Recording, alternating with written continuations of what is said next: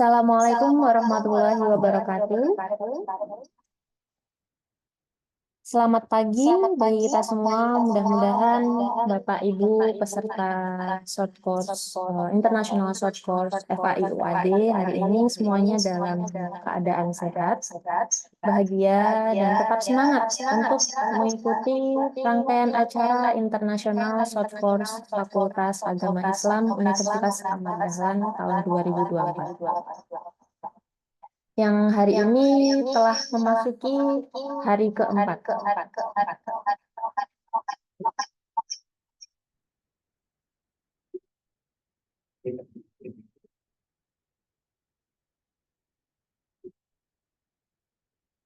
Sebelum memulai acara, pertama-tama marilah kita ucapkan puji dan syukur kehadirat Allah Subhanahu wa Ta'ala, karena atas rahmat dan karunia-Nya kita dapat berkumpul dalam acara International Short Course ini meskipun secara daring. Nah, saya sangat berbahagia bisa menjadi bagian dari acara yang sangat penting ini. Perkenalkan dulu gitu ya, saya Fitria Nurmasari yang hari ini akan memandu jalannya diskusi kita bersama dua pembicara hebat. Yang pertama nanti akan ada pembicara dari Malaysia dan dari Indonesia. Dan dua pembicara kita ini nanti akan membagikan pengetahuan dan wawasan mereka seputar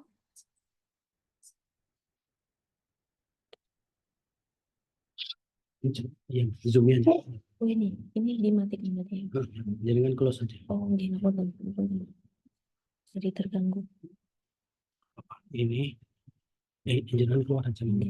Ya.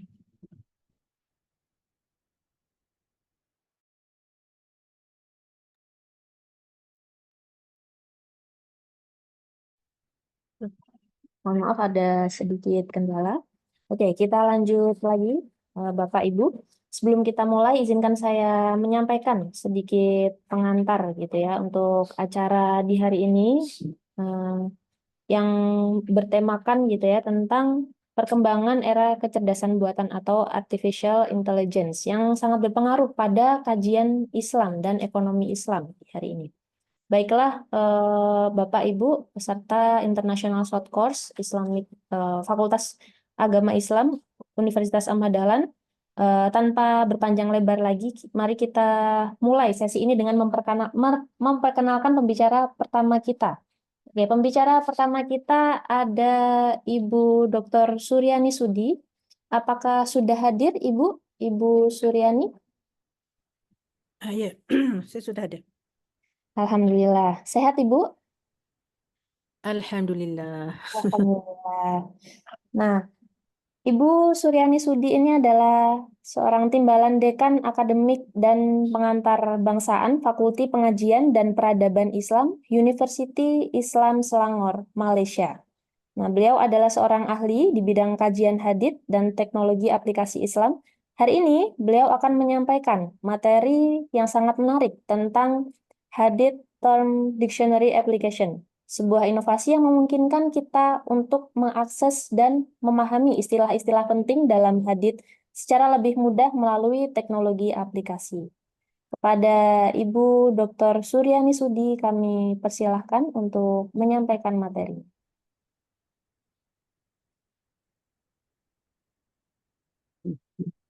Okay.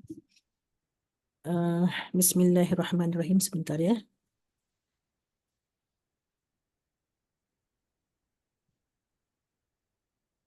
Bismillahirrahmanirrahim. Assalamualaikum warahmatullahi taala wabarakatuh.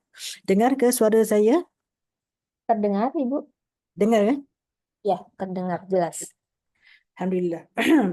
Pertamanya, saya ucapkan terima kasih kepada pihak UAD kerana memberi peluang kepada saya untuk bersama-sama berkongsi ilmu pada pagi ini. Ya, semoga kita sama-sama dapat manfaat lah. Alhamdulillah. Ini kiranya kunjungan kedua saya ke UAD. Kali pertama tahun 2020, ya, saya pernah ke UAD, lawatan berseminar di sana, seminar sikoh, dan kali ini lawatan secara online. bersama mahasiswa dan pada pensyarah insya-Allah ya. Jadi semoga ada kesempatan lagi untuk ke sana insya-Allah. Jadi insya-Allah pada pagi ini saya akan menyampaikan ya tajuk berkaitan dengan aplikasi istilah hadis ya, di mana tajuk ini dia berkaitan mendepati dengan tema short course kita pagi ni. Sebentar ya, saya share slide.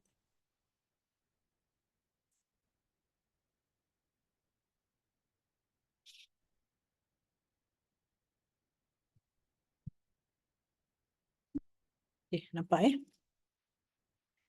Okey, di mana antara tema untuk short course ini ialah pengajian hadis dalam era revolusi industri 4.0 ya. Jadi sebagaimana yang kita maklum bahawa revolusi 4.0 adalah merupakan satu revolusi yang revolusi industri yang pembangunan dari segi industri ke depan dalam semua aspek ya. Tetapi yang kita akan bincangkan hari ini adalah dalam aspek pendidikan dan fokus kepada aspek hadis itu sendiri di mana kita sebagai umat Islam kita perlu bergerak seiring dengan kemajuan semasa yang sekarang ini semakin pantas, dunia semakin luas ya, dunia semakin kecil yang semakin mudah dicapai ya. Seperti hari ini saya boleh menyampaikan untuk mahasiswa di UAD ya, dan kita harus bersama-sama dengan arus semasa untuk supaya kita tidak ketinggalan zaman. Maka kita perlu ada ilmu-ilmu itu ya, supaya kita dapat grab, kita dapat ambil semaksimum mungkin dan kita dapat mengejar ilmu-ilmu yang dapat kita capai lebih luas dan lebih jauh lagi ya. Okey, sebenarnya yang kita maklum ya, abad 21 merupakan abad yang membawa ajakan paradigma kepada masyarakat di mana penggunaan teknologi menjadi satu keperluan dan maknanya beralih kita daripada pembelajaran fizikal kepada e-pembelajaran. Maka konsep teknologi langit terbuka menjadikan planet yang sangat besar jadi kecil dengan bantuan komunikasi yang canggih maka menjadikan komunikasi kita lebih ruang dan masa seolah tiada had ataupun tiada kekangan masa. So revolusi industri Ibu, ah, mohon maaf, slide-nya belum bergerak. sudah Belum, gerak slide-nya tak? belum berpindah. Pindah tak? Belum. Belum? Masih di judul awal. Oh ya ke?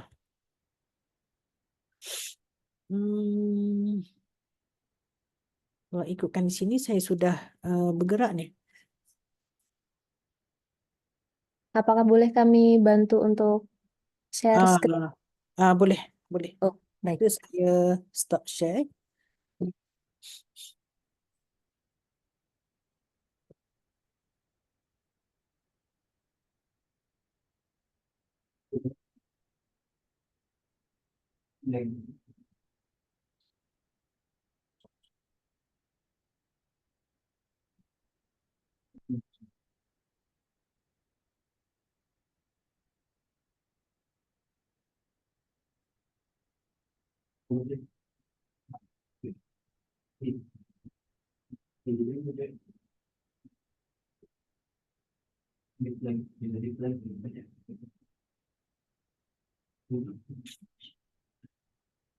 Boleh? Okey.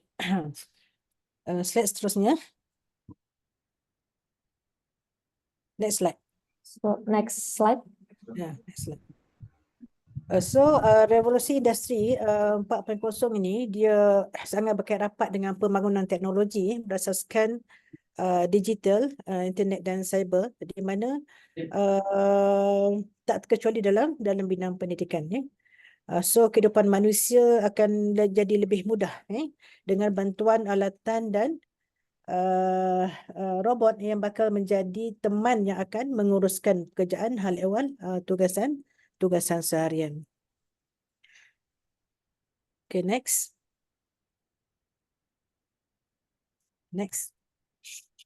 So, salah satu komponen utama dalam perubahan ini ialah pendigitalan pembelajaran, yang memerlukan kepada integrasi teknologi digital. So penggunaan teknologi dalam pendidikan kini memerlukan penyesuaian lebih drastik dan efisien untuk mencapai kecemerlangan. Ini sebenarnya untuk memastikan sistem pendidikan kita ni berkembang pesat seiring dengan era globalisasi yang memerlukan transformasi dan inovasi dalam pendidikan. Dalam okay, next. So dalam trend pencarian kita fokus pada hadis ialah dalam revolusi industri dalam hadis, ya. So dalam trend pencarian hadis, saya fokuskan di sini terdapat dalam 4 bentuk yang kita boleh dapati pada hari ini, ya. Yang mana trend-trend ini merupakan trend yang digunakan untuk mencari hadis secara online, membaca buku secara PDF dan seumpamanya. Okay. So kita pergi pada trend yang pertama, iaitu buku dalam bentuk PDF. Trend kedua sebagai laman sesawan. Trend ketiga dalam bentuk perisian komputer, dan trend keempat dalam bentuk aplikasi. So next.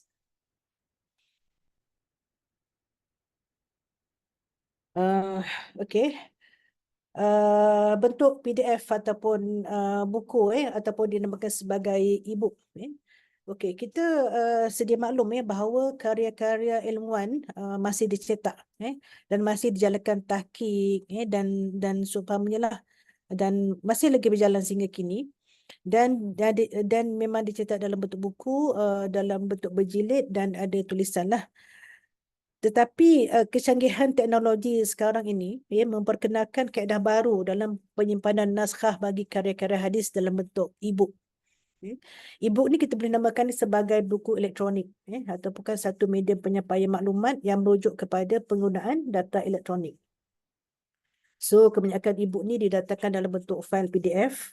Pendekatan pembacaan buku melalui e-book sebenarnya mampu meningkatkan minat dalam kalangan pembaca dan di mesra pengguna, serta membolehkan kita membaca melalui telefon bimbit dengan komputer dan saiz ukuran yang kecil dan mudah untuk dicari dan di mana-mana sahaja. Contohnya buku tu tiada di perpustakaan di universiti kita boleh dapatkan secara online. Okay, next. So antara laman web yang terbesar yang memuatkan khazanah karya-karya hadis ialah waqfiyah.com. Sebenarnya Waqfiyah ni bukan karya hadis saja, dia karya seluruh topik dalam Islam. Hatta terdapat juga manuskrip yang dikumpulkan dalam laman web Waqfiyah ini, dan kita boleh muat turun secara percuma. Jadi ini adalah satu laman web yang dokhmah, yang besar, yang mengumpulkan pelbagai karya, dan kalau karya ilmu hadis itu sendiri, dia memfokuskan kepada 4 topik, iaitu koleksi kutubus sittah, kitab mustalah hadis, jarah wa ta'dil, dan kitab-kitab jawami' masanid dan al-ajza. Jadi daripada bahagian-bahagian ini, kita boleh download kitab-kitab secara PDF, dan kita boleh simpan ataupun kita boleh membaca secara online. Ini antara satu platform yang memberi kemudahan kepada kita, dan kita harus menggunakannya lah untuk kemudahan kita, terutama sekiranya kita tidak kita perlu kepada buku-buku ataupun kitab-kitab yang sukar untuk kita dapatkan. Maka dengan laman Waqfiyah ini menyediakan kita, memudahkan kita untuk mendapatkan kitab-kitab tersebut. So di bawah ni adalah contoh saya tangkap layar bentuk laman web Waqfiyah ni. Cuma saya mahu ceritakan sikit, dia sekarang ni laman Waqfiyah ni dia baru ni kena hack, jadi sekarang ni mereka dalam proses untuk memperbaiki semula ataupun construction. Jadi buku-buku kita untuk masa sekarang ni belum boleh dibuka lagi lah sebab mereka sedang construction, membetulkan, memperbaiki laman web mereka. Tetapi yang laman web utama sudah ada, tetapi masih belum balik lagi boleh mendownload ataupun membuka buku-buku untuk dibaca. Okey, itu antara cabaran online. Okey, seterusnya.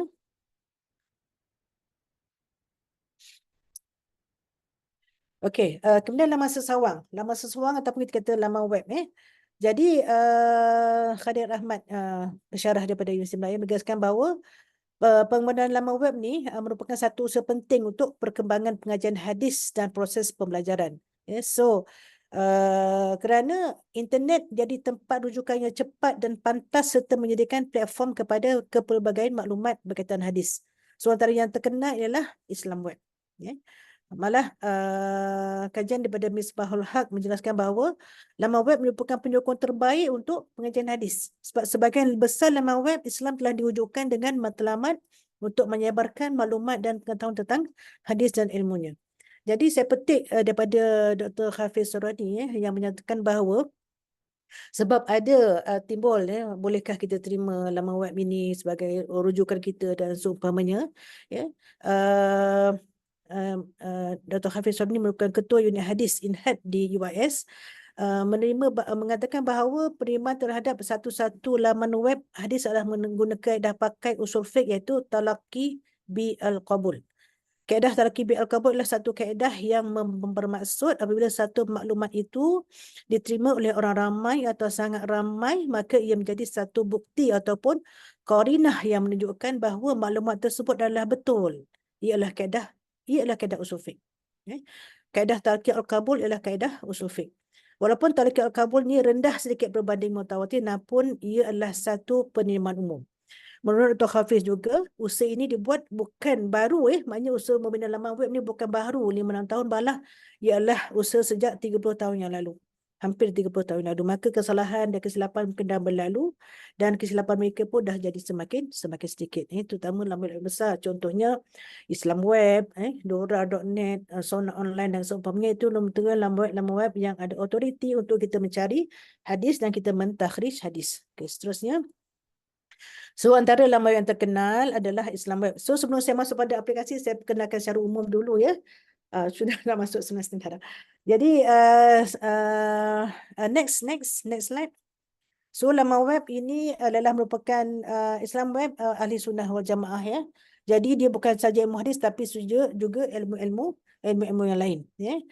Okey, dia dibentuk Islam Web ini untuk memperkayakan pengetahuan dan apresiasi terhadap Islam.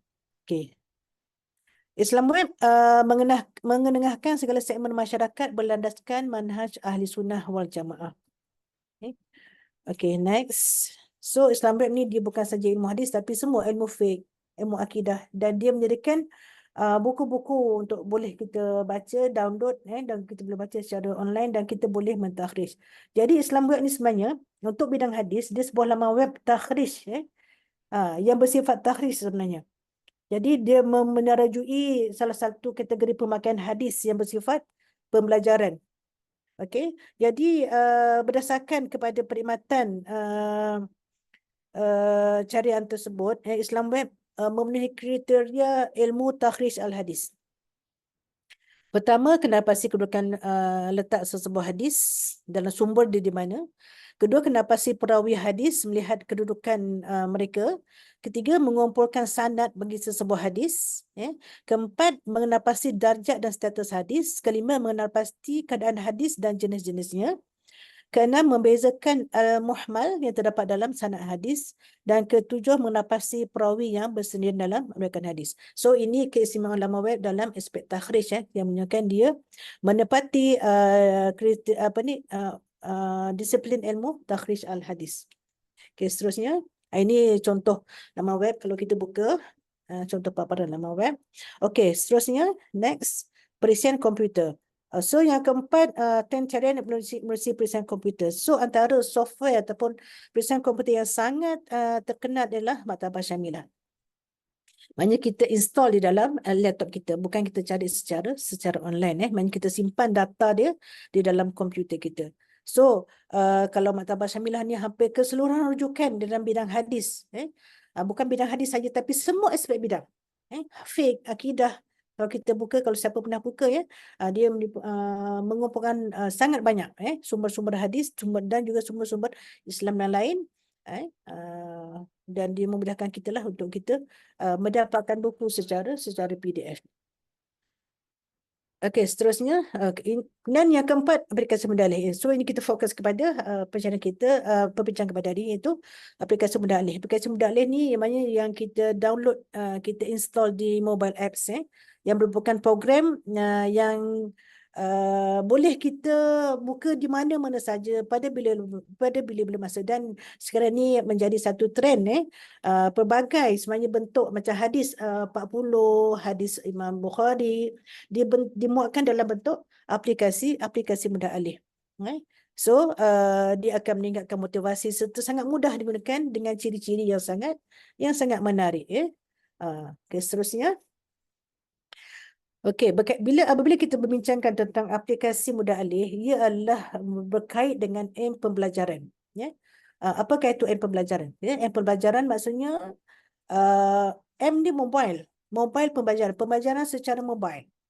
Iaitu pembelajaran menggunakan telefon bimbit, komputer riba, PDF tablet, PC dan apa saja yang peranti mudah alih.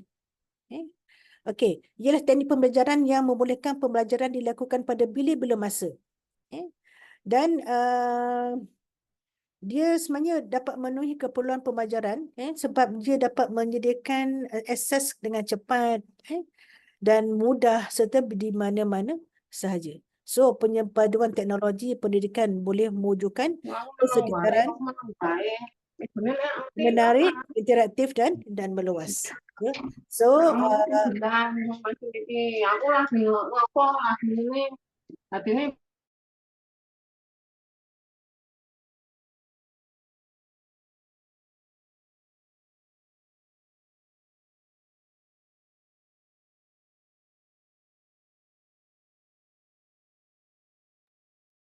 sama dengan e-pembelajaran, M pembelajaran. Jadi antara M pembelajaran ialah dengan pembelajaran menerusi aplikasi mudah alih. Okey, seterusnya. So tajuk kita pada ini ialah aplikasi mudah alih kamus istilah hadis. So next.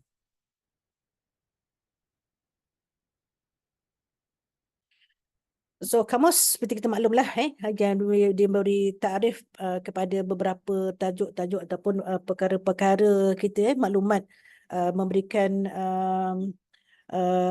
sebagai makna, sebutan, ejaan dan seumpamanya, itu bermasuk kamus.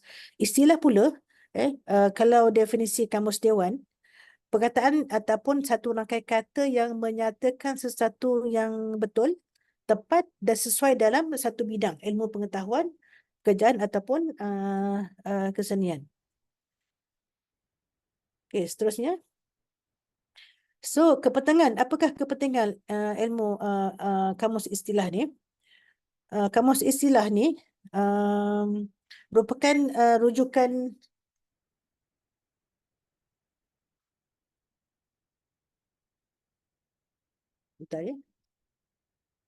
Okey, kamus istilah ni merupakan rujukan utama dalam mempelajari satu-satu ilmu bidang pengkhususan. Okey, kalau macam kita ilmu hadis, kita perlu tahu istilah ilmu hadis, ataupun nama lain bagi ilmu hadis ialah mustalah al-hadis, istilah. So, kamus istilah ni dapat memberikan definisi yang tepat, yang diiktiraf penggunaannya. Nah, ini kepentingan kamus istilah. Dia menjadi lebih penting apabila penggunaan perkataan sama tapi beri maksud yang berbeza. Contohnya macam ni. Kalau dari segi contoh perkataan hadis sahih, sahih kalau dalam kamus biasa bermaksud benar, berita yang pasti, berita yang sahih ataupun berita yang sah ataupun yang diakui. Itu dari segi bahasa. Tetapi kalau dari segi istilah ulumul hadis, sahih bermaksud hadis yang menepati 5 syarat, yang bersambung sanad, yang bersambung sanad, ittisal sanad, tidak syaz, tidak ada illah, perawina dhabit, dan juga siqah dan adil. Itu maksud istilah. So ada beza. Jadi dalam kita mempelajari ilmu ulumul hadis, kita perlu tahu masuk-masuk dari segi istilah. Yang memberi maksud apakah dari segi ulum hadis, apakah maksud tersebut. Contoh hadis masyhur. Masyhur dari segi bahasa dia yang masyhur, yang disebut sentiasa disebut-sebut oleh orang ramai, tetapi dari segi istilah ulumul hadis, masyhur itu yang diriwayatkan oleh 3 orang ataupun lebih.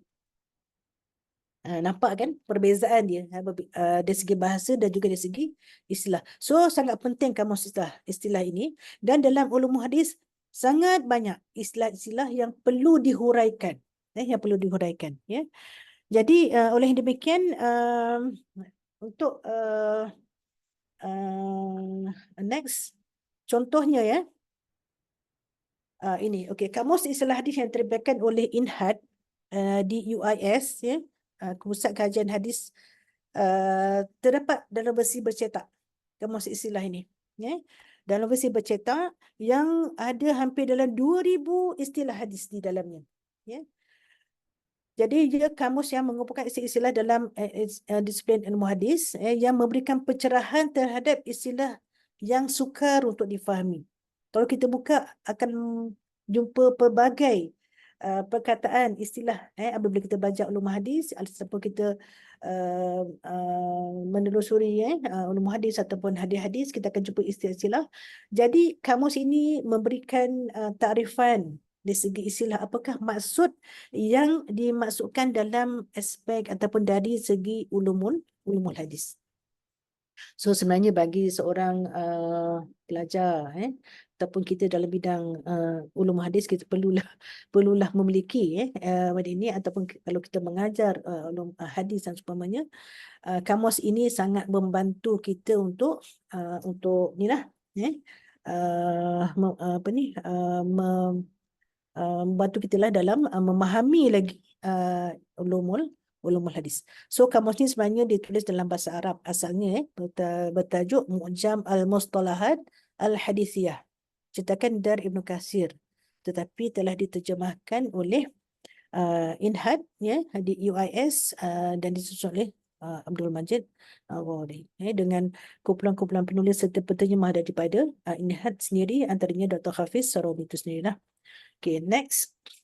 So dalam generasi revolusi 4.0 sekarang ni, kita susah untuk nak bawa, kan. Contohnya di Indonesia, nak dapatkan kamus ini, kan, satu benda yang sukar, ataupun kita nak mengaji dia, kamus dia tebal, ya. Jadi kita nak bawa ke mana-mana agak sukar, Jadi dicadangkan agar kamus ini kamus ini dipindahkan ke dalam bentuk aplikasi, supaya lebih mudah untuk dicapai oleh terutamanya pelajar-pelajar, guru-guru yang mengajar di masjid dan surau dan seumpamanya. So sebelum kita masuk pada kamus istilah hadis ini, ni sebelum tadi next sebelum ni contoh-contoh saya berikan contoh-contoh aplikasi kamus yang ada sekarang, di internet. Aplikasi kamus istilah hadis tulisan Manan Rasih. Okay, next. Ini rupa bentuknya, ya. Tetapi kamus ini dia dalam bentuk PDF. Maknanya kita seperti macam kita baca buku lah, maknanya buku kamus istilah hadis oleh Manan Rasih ini dipindahkan ke dalam bentuk Android aplikasi untuk kita membacanya. Jadi di sini ilmu dalam kitab ni telah memasukkan sebanyak 214 istilah, 214 berbanding kitab INHAD tadi 2000 lebih, ya. Dan tengok cara mereka menghuraikan, ini terminologinya, dan berikan contoh-contoh serta hukum. Okey, contoh yang kedua, next. Next lagi. Contoh kedua, kamus istilah hadis tulisan Dr. Abdul Rahman Al-Khumais. Next. Ini kamus juga terdapat di aplikasi Android, di Android juga dalam bentuk PDF, dalam bentuk PDF yang kita kena select baca satu-satu lah, baca satu-satu. Jadi pengarang telah meletakkan sebanyak 780 istilah untuk kamus ini. Tujuan untuk memberi penerangan berkaitan dengan istilah ulumul hadis. Okey. Yang seterusnya, next. Untuk contoh yang ketiga ialah kamus ilmu hadis, Dr. Totok Jumantro. Ni saya Indonesia. Okey. Ini rupa bentuk kamusnya, berwarna merah, kamus ilmu hadis. Juga dalam bentuk PDF dalam aplikasi Android. Okey. Okey, juga diberikan takrifan seperti mana tadilah, kemudian dihuraikan maksud-maksudnya. Okey, ini adalah 3 contoh. Next. 3 contoh yang telah saya berikan aplikasi kamus istilah hadis yang berada di internet. So ini perbandingannya, kerana iaitu di dalam antara tiga-tiga ni ciri-ciri, ciri-ciri yang e-kamus yang dikira itu sepatutnya ada pada e-kamus. Tetapi kita lihat tiga-tiga kamus ini belum memenuhi ciri-ciri e-kamus yang sepatutnya ada yang lebih mudah, yang mudah untuk dicari, yang berbentuk aplikasi lah, sebab pertamanya mereka semua berbentuk, ketiga-tiga ni berbentuk PDF. Kaedah pencarian juga tidak fleksibel. Tidak ada audio dan visual. Paparan berwarna biasa kurang menarik. Tidak ada latihan. Dan tidak interaktif. Hanya berbentuk PDF. So, ialah mungkin satu modul yang lama lah. Okay, next. So, ini ciri-ciri e-kamus yang sepatutnya ada lah pada aplikasi e-kamus. So, memandangkan pada kekurangan ini, kekurangan yang ada ini, saya dengan menerusi grant yang telah saya dapatkan daripada Grant Pembangunan Negeri Selangor, saya akan membangunkan sekarang masih dalam proses pembangunan aplikasi e-kamus istilah hadis, di mana sebenarnya pembelajaran teknologi ini memang sangat disarankanlah, macam kita dah bincangkan tadi, sebab dia menjadikan pelajar lebih berdaya saing dalam belajar itu sendiri, dan kita dapat mengikuti perkembangan semasa. Dan bila kita lihat tadi aplikasi e-kamus tadi itu yang ada dalam internet tidak mencapai kriteria e-kamus, maka saya merasakan perlu untuk dibangunkan satu aplikasi e-kamus istilah hadis yang mendapati ciri-ciri e-kamus iaitu menarik, iaitu fokus pada istilah hadis, interaktif, ada kaedah pencarian yang fleksibel, kemudian audio visual, paparan yang menarik, yang ada berwarna, dan ada latihan-latihan. So projek ini masih dalam pembikinan, jadi insyaAllah tamat pada tahun hadapan, doakan. So next. So next. So saya akan masukkan kamus istilah hadis ini ke dalam aplikasi saya. So untuk prototype saya akan masukkan 250 patah perkataan saja dahulu, untuk prototype yang awal, untuk sebagai projek awal. Okay, next. So sedikitlah maklumat, bahagia untuk kita membangunkan aplikasi ini, kajian keperluan dijalankan sebab saya nak melihat perlu tak pelajar-pelajar ini kepada aplikasi ini yang berbentuk online ini. So data ini saya jalankan secara soal selidik dan dianalisis secara SPSS. So saya lihat dalam 2 kriteria, iaitu pengalaman pembelajaran subjek ulum hadis dan tahap penguasaan istilah ulumul hadis. Seramai 320 orang pelajar terlibat dalam kajian saya ini. Okay, next. So dalam ini uh,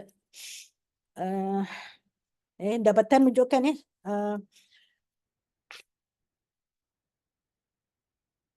sekejap saya lihat. Poin nombor 3, 4 dan 6 menunjukkan bacaan yang tinggi 4.29, 4.3 dan 3.82 ya. Jadi sebenarnya dapatan ini menunjukkan bahawa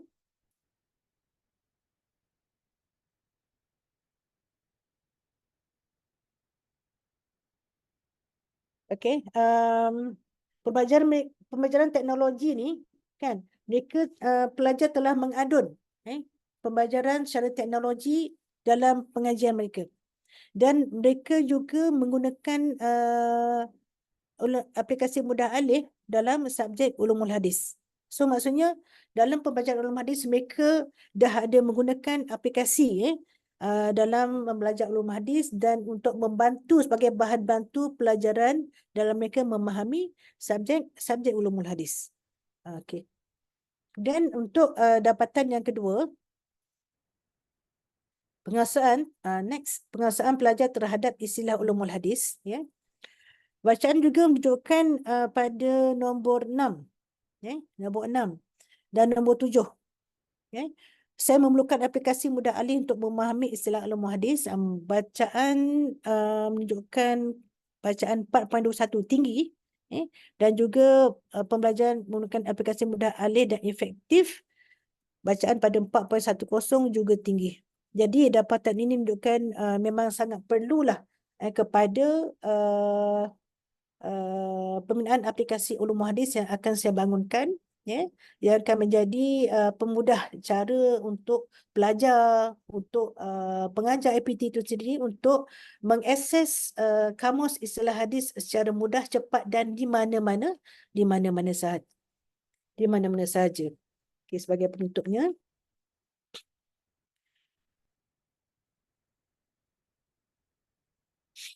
Okey, next. So, teknologi multimedia yang kita nyatakan tadi merupakan satu keperluan sebenarnya dalam berita negara di Malaysia, di Indonesia dan khususnya dalam pendidikan abad ke-21.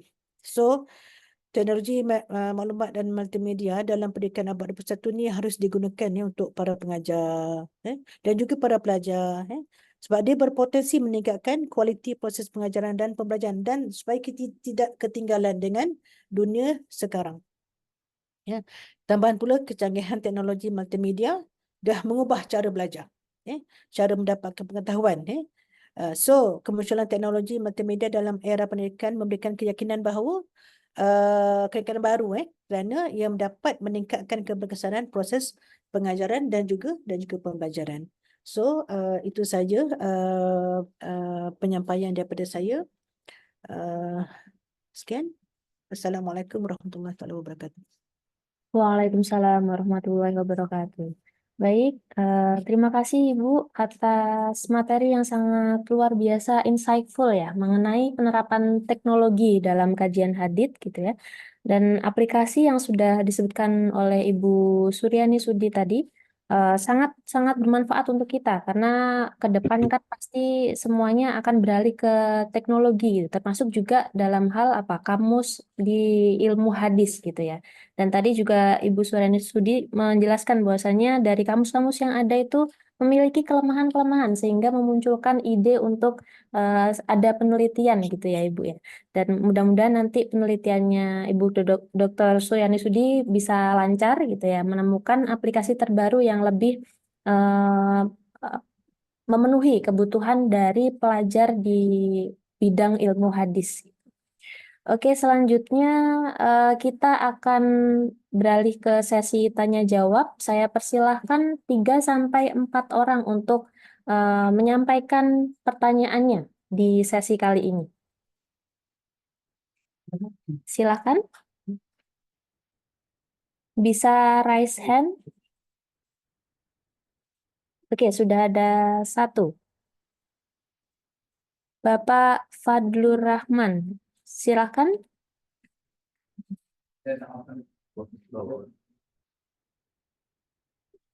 Oh ya, sebentar Bu.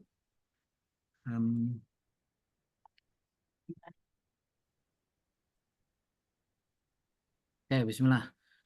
Yang kami hormati Bu Dr. Suryani Sudi dan Bu Fitria.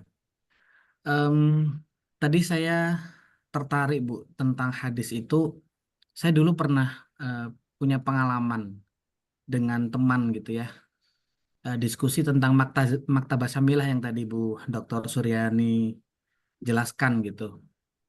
Dan memang karena kita punya beberapa background yang berbeda begitu ya Bu.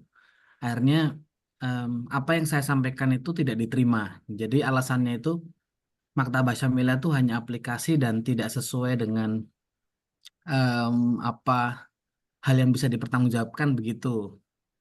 Tapi kemudian saya menunjukkan kan di Maktabah Syamilah itu ada PDF-nya begitu ya Bu Dr. Suryani.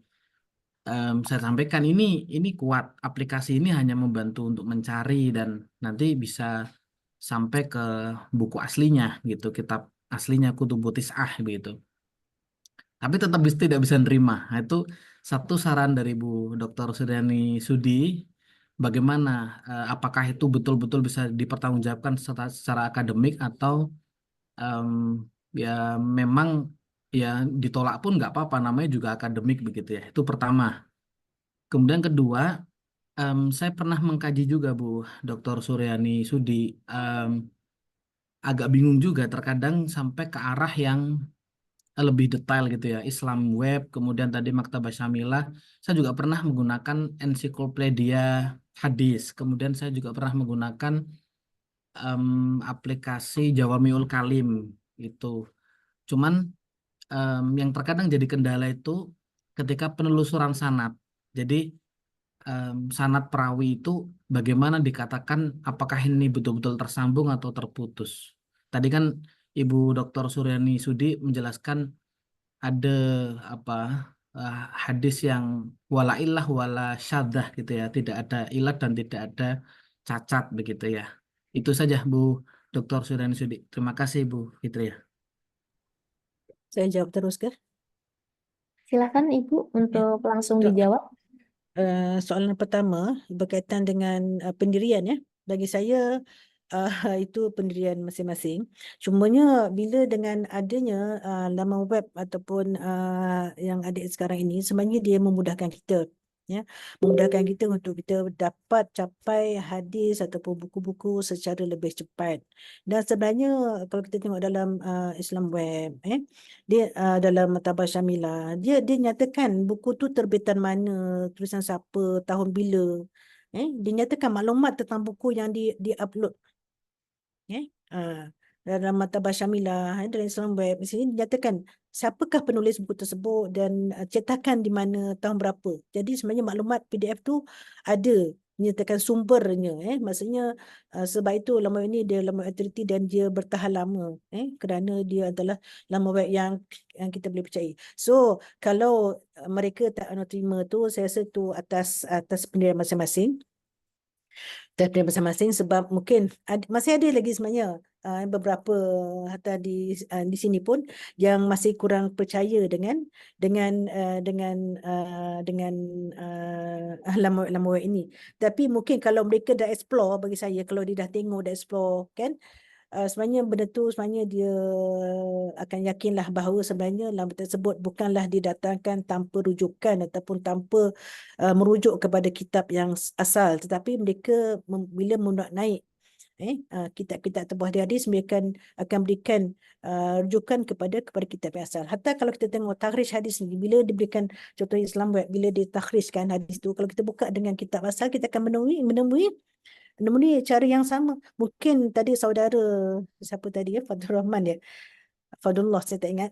Mungkin boleh ajak dia bila contoh takhrij hadis, contoh kita takhrij secara online, kita dapat alamat takhrij tu di mana, dan kita buka buku yang sebenar tu, jumpa tak? Kalau jumpa yang sama, maksudnya laman tersebut bukanlah buat secara sembrono, tetapi mereka letak secara berhati-hati.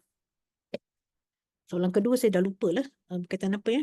Yang tadi sanad sebagaimana jadi di aplikasi terkadang muncul sanad begitu Bu, dan saya coba ngecek itu tadi agak bingung terkadang apakah itu sambung atau tidak gitu.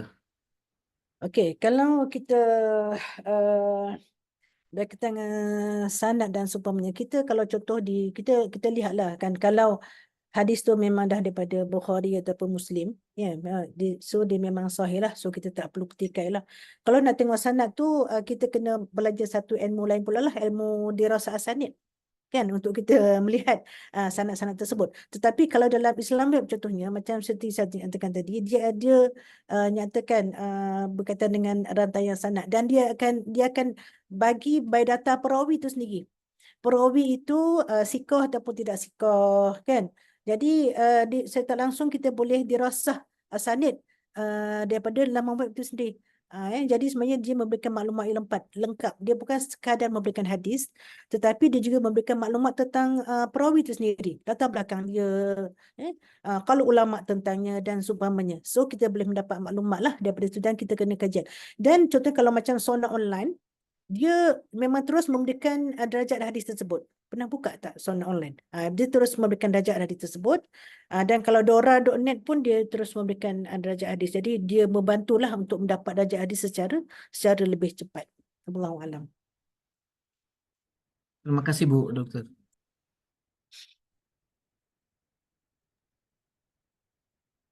Baik, untuk penanya selanjutnya dipersilahkan Ibu Falia Putri Utami. Baik, Ibu, mohon izin. Assalamualaikum warahmatullahi wabarakatuh. Waalaikumsalam warahmatullahi wabarakatuh. Saya bertanya, saya di kampus PTIT Yogyakarta, saya masih mahasiswa Ibu. Saya ingin bertanya, kalau tadi pada tahap conclusion, Ibu menyantumkan bahwasannya ya teknologi multimedia ini ya harus diterapkan ya pada pendidikan lah di abad ke-21 ini, dan memang memberikan beberapa dampak positif ya. Nah, yang menjadi pertanyaan bagi saya, bagaimana sih si teknologi multimedia sendiri ini itu dapat mempengaruhi sistem pendidikan di negara, mungkin khususnya in case di Malaysia sendiri, mungkin dari tempat asalnya Ibu.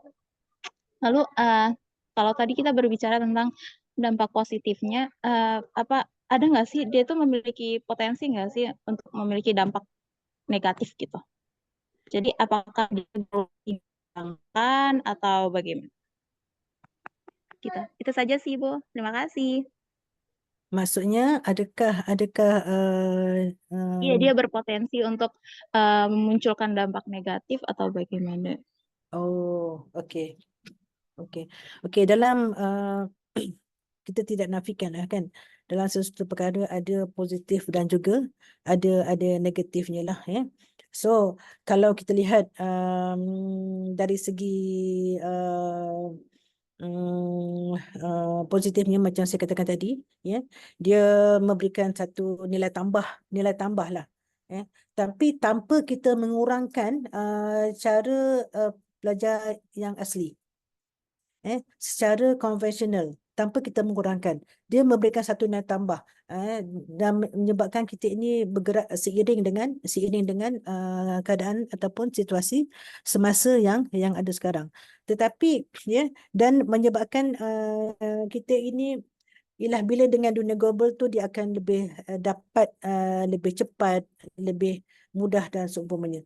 Cumanya dari segi mungkin maksud saya mungkin maksud saudara Ibu tadi, dari segi negatif ataupun cabarannya, ya, bila kita dapati banyak contohnya macam tadilah, macam tadi laman web contoh macam Workfare tadi kan, banyak hackers dia akan menyebabkan kita tak boleh nak buka. Kita tak boleh nak buka buku-buku, tak boleh nak buka dalam web tersebut, kan. Jadi benda ni berlaku dan bila saya mengajar subjek ni, dah 2-3 laman web hadis telah di hack oleh hackers, dan ada satu tu memang tak boleh buka langsung. Kemudian Sona Online juga bermasalah, tak boleh nak buka buku dia. Jadi ini antara cabaran-cabaran dalam teknologi itu sendiri, yang akhirnya kita perlu juga kembali kepada tradisional.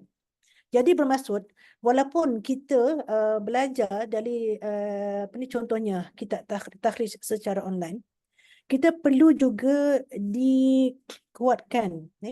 Dia berikan ilmu berkaitan takhrij secara konvensional. Cabarannya beginilah, kan? Contohnya, kalaulah lambat-lambat yang authority ini diserang ramai-ramai, kan, oleh hackers-hackers, menyebabkan kita tidak boleh nak takhrij hadis secara online. Maka kita perlu kembali kepada secara tradisional. Perlu buka kitab. Jadi ilmu tu perlu ada. Ilmu tu perlu ada. Jadi ilmu secara online ataupun secara teknologi dan sebagai nilai tambah. Tetapi ilmu basic itu perlu ada pada kita sebagai seorang pelajar dan juga pengkaji, perlu ada asas dalam bila kita kaedah mencari hadis contohnya secara konvensional. Wallahu alam.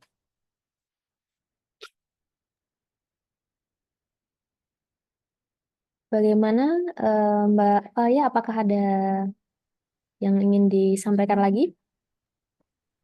Mungkin masih ada yang ingin saya tanyakan.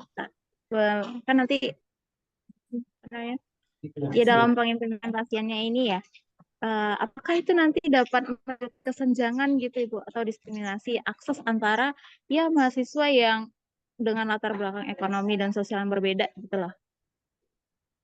Bagaimana? Boleh ulang? Ataupun dimudahkan bahasanya? Boleh ulang? Ulang Oh, semula. Saya tak dapat tangkap. baik. Gini, gimana ya bahasanya? Kan nanti mungkin dalam pengimplementasiannya, penerapannya, nah, apakah itu nanti dapat menimbulkan kesenjangan atau diskriminasi akses bagi para mahasiswa dengan ya latar belakang ekonomi dan sosial yang berbeda? Oh, maksudnya okey.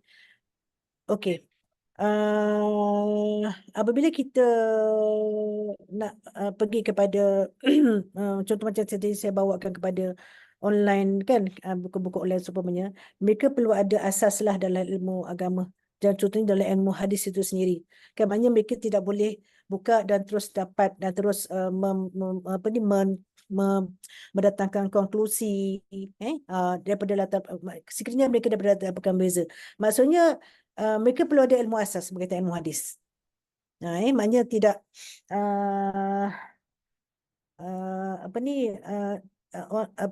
online ini dia memudahkan khususnya untuk ilmu pengkaji ataupun yang mengkaji hadis, sebab mereka akan lebih memahami. Kalau ilmu di luar bidang, kita tidak boleh faham dan mereka perlu diterangkan oleh mereka yang mengkaji dalam bidang hadis. Jadi dia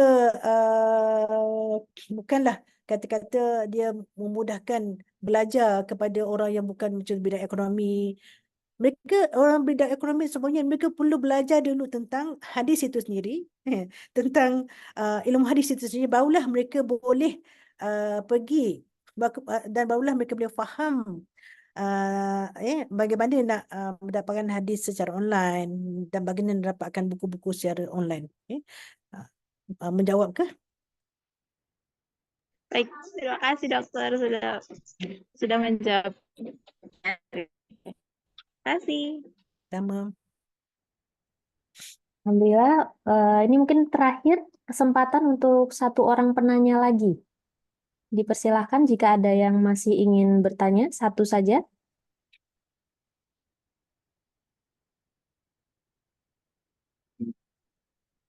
Tidak ada?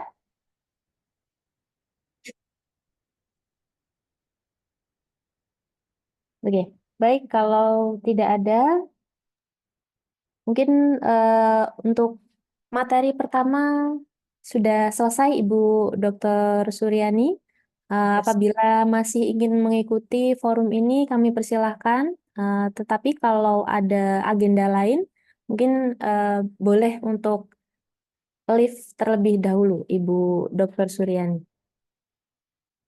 Terima Terima kasih. kasih, Ibu. Oke, terima Terima kasih. kasih. Baik, untuk materi selanjutnya, pembicara kedua di sini ada Bapak Amrullah, SEIMA. Nah, Bapak Amrullah ini merupakan dosen program studi perbankan syariah Fakultas Agama Islam Universitas Ahmad Dahlan. Nah, beliau adalah seorang pakar di bidang ekonomi Islam dan teknologi keuangan. Hari ini beliau sudah hadir bersama kita dan pembahasan topik yang akan dibawakan oleh beliau adalah the role of Gen AI in transforming Islamic financial services, potential and challenges. Materi ini akan mengeksplorasi bagaimana kecerdasan buatan gitu ya dan teknologi finansial mempengaruhi perkembangan ekonomi syariah dan bagaimana kita bisa memanfaatkan teknologi ini untuk meningkatkan inklusi keuangan Islam di seluruh dunia. Bapak Amrullah, apakah ya, Bapak Amrullah dipersilahkan untuk menyampaikan materinya?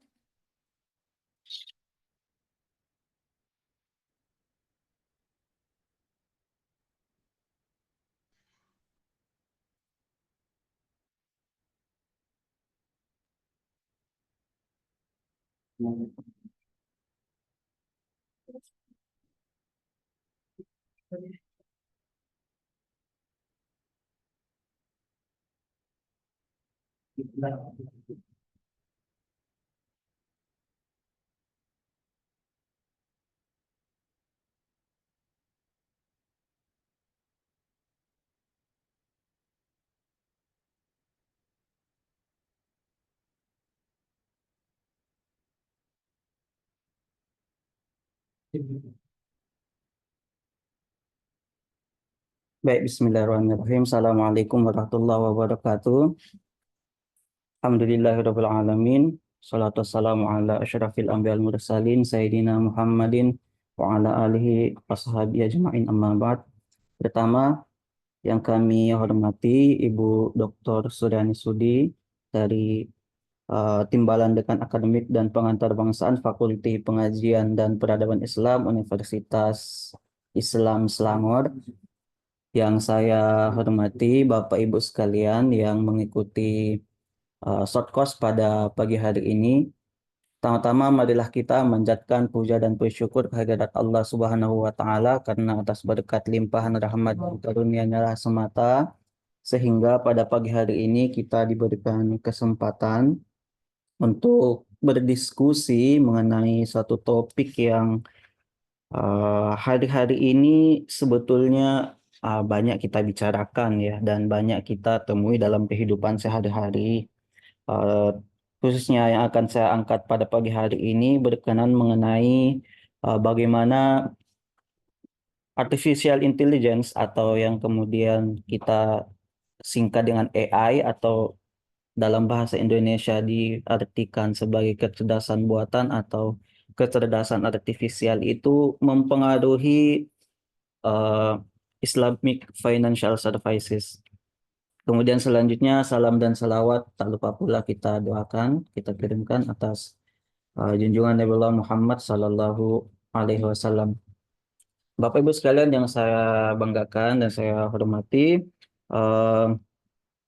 kalau kita berbicara mengenai AI ya Bapak Ibu sekalian, saya yakin bahwa AI ini merupakan sesuatu yang sudah tidak asing lagi ya, tidak asing lagi, sering kita dengarkan sehari-hari dan bahkan bisa jadi sehari-hari kita menggunakan dan bergantung dengan teknologi AI ini. Jika kita berbicara mengenai AI, tentu AI tidak hanya sebatas dalam pengertian sebagai robot saja ya, atau dalam pengertian mungkin ketika kita mendengar AI yang terpikirkan adalah teknologi self-driving car misalnya ya, mobil yang bisa menyetir sendiri tanpa ada supir dan lain sebagainya. Tetapi ya secara sederhana AI itu ya sangat dekat, bahkan ada di genggaman kita, ada di depan saya, yaitu menggunakan teknologi AI. Nah, Bapak Ibu sekalian, nah teknologi AI ini seperti tadi disinggung oleh pemateri yang sebelumnya bahwa teknologi ini merupakan bagian dari perkembangan teknologi. Kita sudah memasuki yang disebut dengan era industri 4.0 atau sebagian ahli bahkan mengatakan bahwa kita sudah memasuki era baru yang dikenal dengan Society 5.0,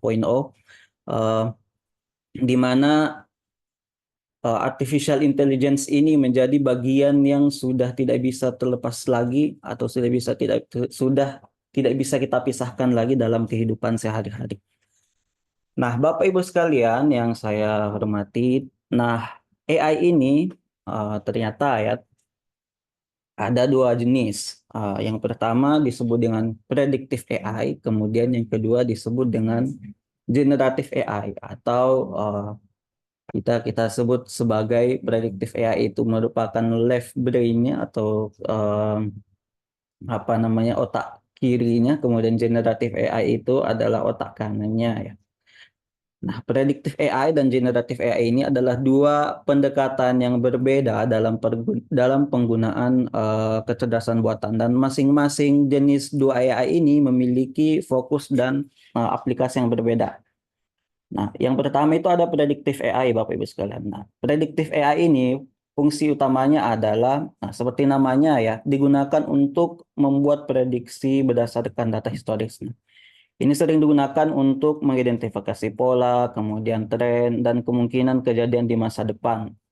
Nah, cara kerja dari predictive AI ini dalam melakukan decision making dan optimization, yakni dengan melatih AI tersebut. Jadi AI itu dilatih dengan menggunakan data-data yang dikumpulkan, data historis dari masa lalu, kemudian dengan bantuan algoritma yang disusun oleh AI engineer-nya untuk mempelajari data-data tersebut atau yang biasa kita sebut dengan machine learning ya.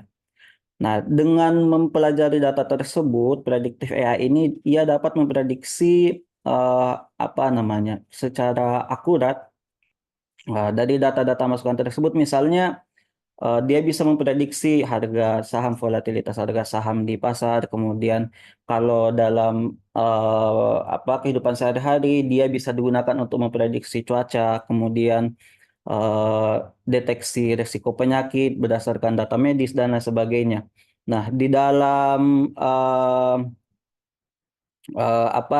kegiatan ekonomi, predictive AI ini bisa digunakan untuk misalnya memprediksi permintaan pelanggan dalam rantai pasokan misalnya. Kemudian dalam aplikasi dunia finansial bisa untuk analisis risiko keuangan di pasar modal dan lain sebagainya. Nah, akan tetapi predictive AI ini sebagaimana yang teman-teman Bapak Ibu sekalian bisa lihat, dia memiliki limited range of possible outputs. Jadi predictive AI ini terbatas kapabilitas atau kemampuannya. Jadi dia tergantung untuk apa dia didesain. Nah, misalnya dia didesain untuk memprediksi ramalan cuaca berdasarkan data ya, maka dia hanya berfokus untuk itu. Jika dia ditugaskan untuk melakukan analisis credit scoring, maka fokusnya hanya di situ. Jadi dia terbatas. Nah, menurut survei yang dilakukan oleh data yang saya kutip dari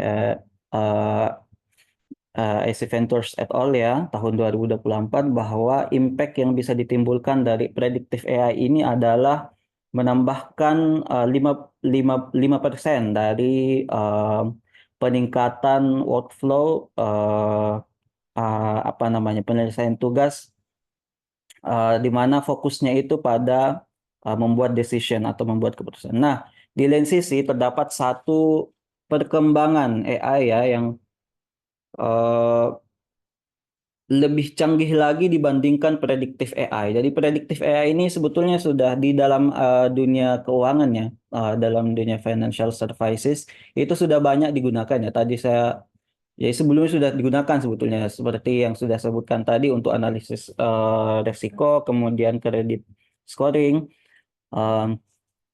Nah, kemudian belakangan ini ya, 5 tahun belakangan ini muncul jenis AI baru yang lebih canggih ya. Disinyalir lebih canggih dan bisa meningkatkan, memberikan impact yang lebih besar lagi ketika itu diintegrasikan, yang disebut dengan generative AI. Nah, generative AI ini dirancang untuk menciptakan atau menghasilkan konten baru yang mirip dengan data yang telah dilatih. Jadi dengan data yang di-input atau data, jadi kumpulan data itu yang kemudian dipelajari oleh generative AI ini, dia kemudian dari mempelajari itu dia bisa menciptakan dan menghasilkan konten yang baru. Jadi dia bisa menghasilkan teks seperti ChatGPT misalnya yang sering kita ketahui, menghasilkan gambar. eh, Sudah banyak ya contoh-contoh bagaimana AI itu mampu membuat gambar-gambar yang bahkan bisa menyaingi kualitas gambar yang dihasilkan oleh para seniman ya. Kemudian bahkan bisa membuat musik, bisa membuat video, dan bahkan bisa membuat program. Jadi saking canggihnya ya program AI ini bisa diperintahkan atau mengeneratif atau menciptakan ya pemrograman komputer. Nah, cara kerja generatif AI ini adalah dengan memberikan dataset yang besar ya. Jadi diberikan data yang besar, entah itu data teks, data gambar, dan lain sebagainya. Nah, dari data tersebut kemudian dipelajari dengan algoritma yang diberikan, kemudian mampu menghasilkan teks, gambar, video, dan lain sebagainya. Nah, generatif AI ini berbeda dengan predictive AI yang fungsinya terbatas. Dia multi application. Kemudian unlimited range of possible outputs. Jadi possibility-nya sangat besar.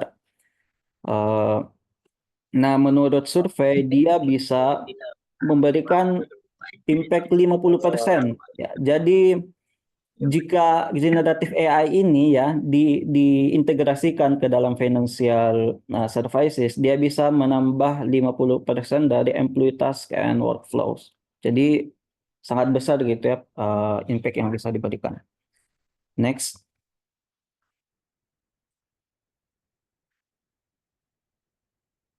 Nah, ini beberapa main capabilities. Jadi kemampuan-kemampuan yang dimiliki oleh generative AI atau yang kita singkat dengan Gen AI yang dapat memberikan value tambah ke dalam financial services. Yang pertama, conversation. Jadi dengan kemampuannya menciptakan atau membuat kalimat bahkan suara dan video. Jadi dia bisa bahkan diajak untuk berkomunikasi. Layaknya mungkin udah Bapak Ibu sekalian sudah sering menggunakan ChatGPT ya. Kita bisa berbincang bahkan curhat ya dengan ChatGPT. Nah, nanti ChatGPT akan menjawab dengan layaknya hampir seperti manusia ya. Ada emosi, kemudian natural, fleksibel gitu ya. ChatGPT menjawab. Jadi tidak kaku.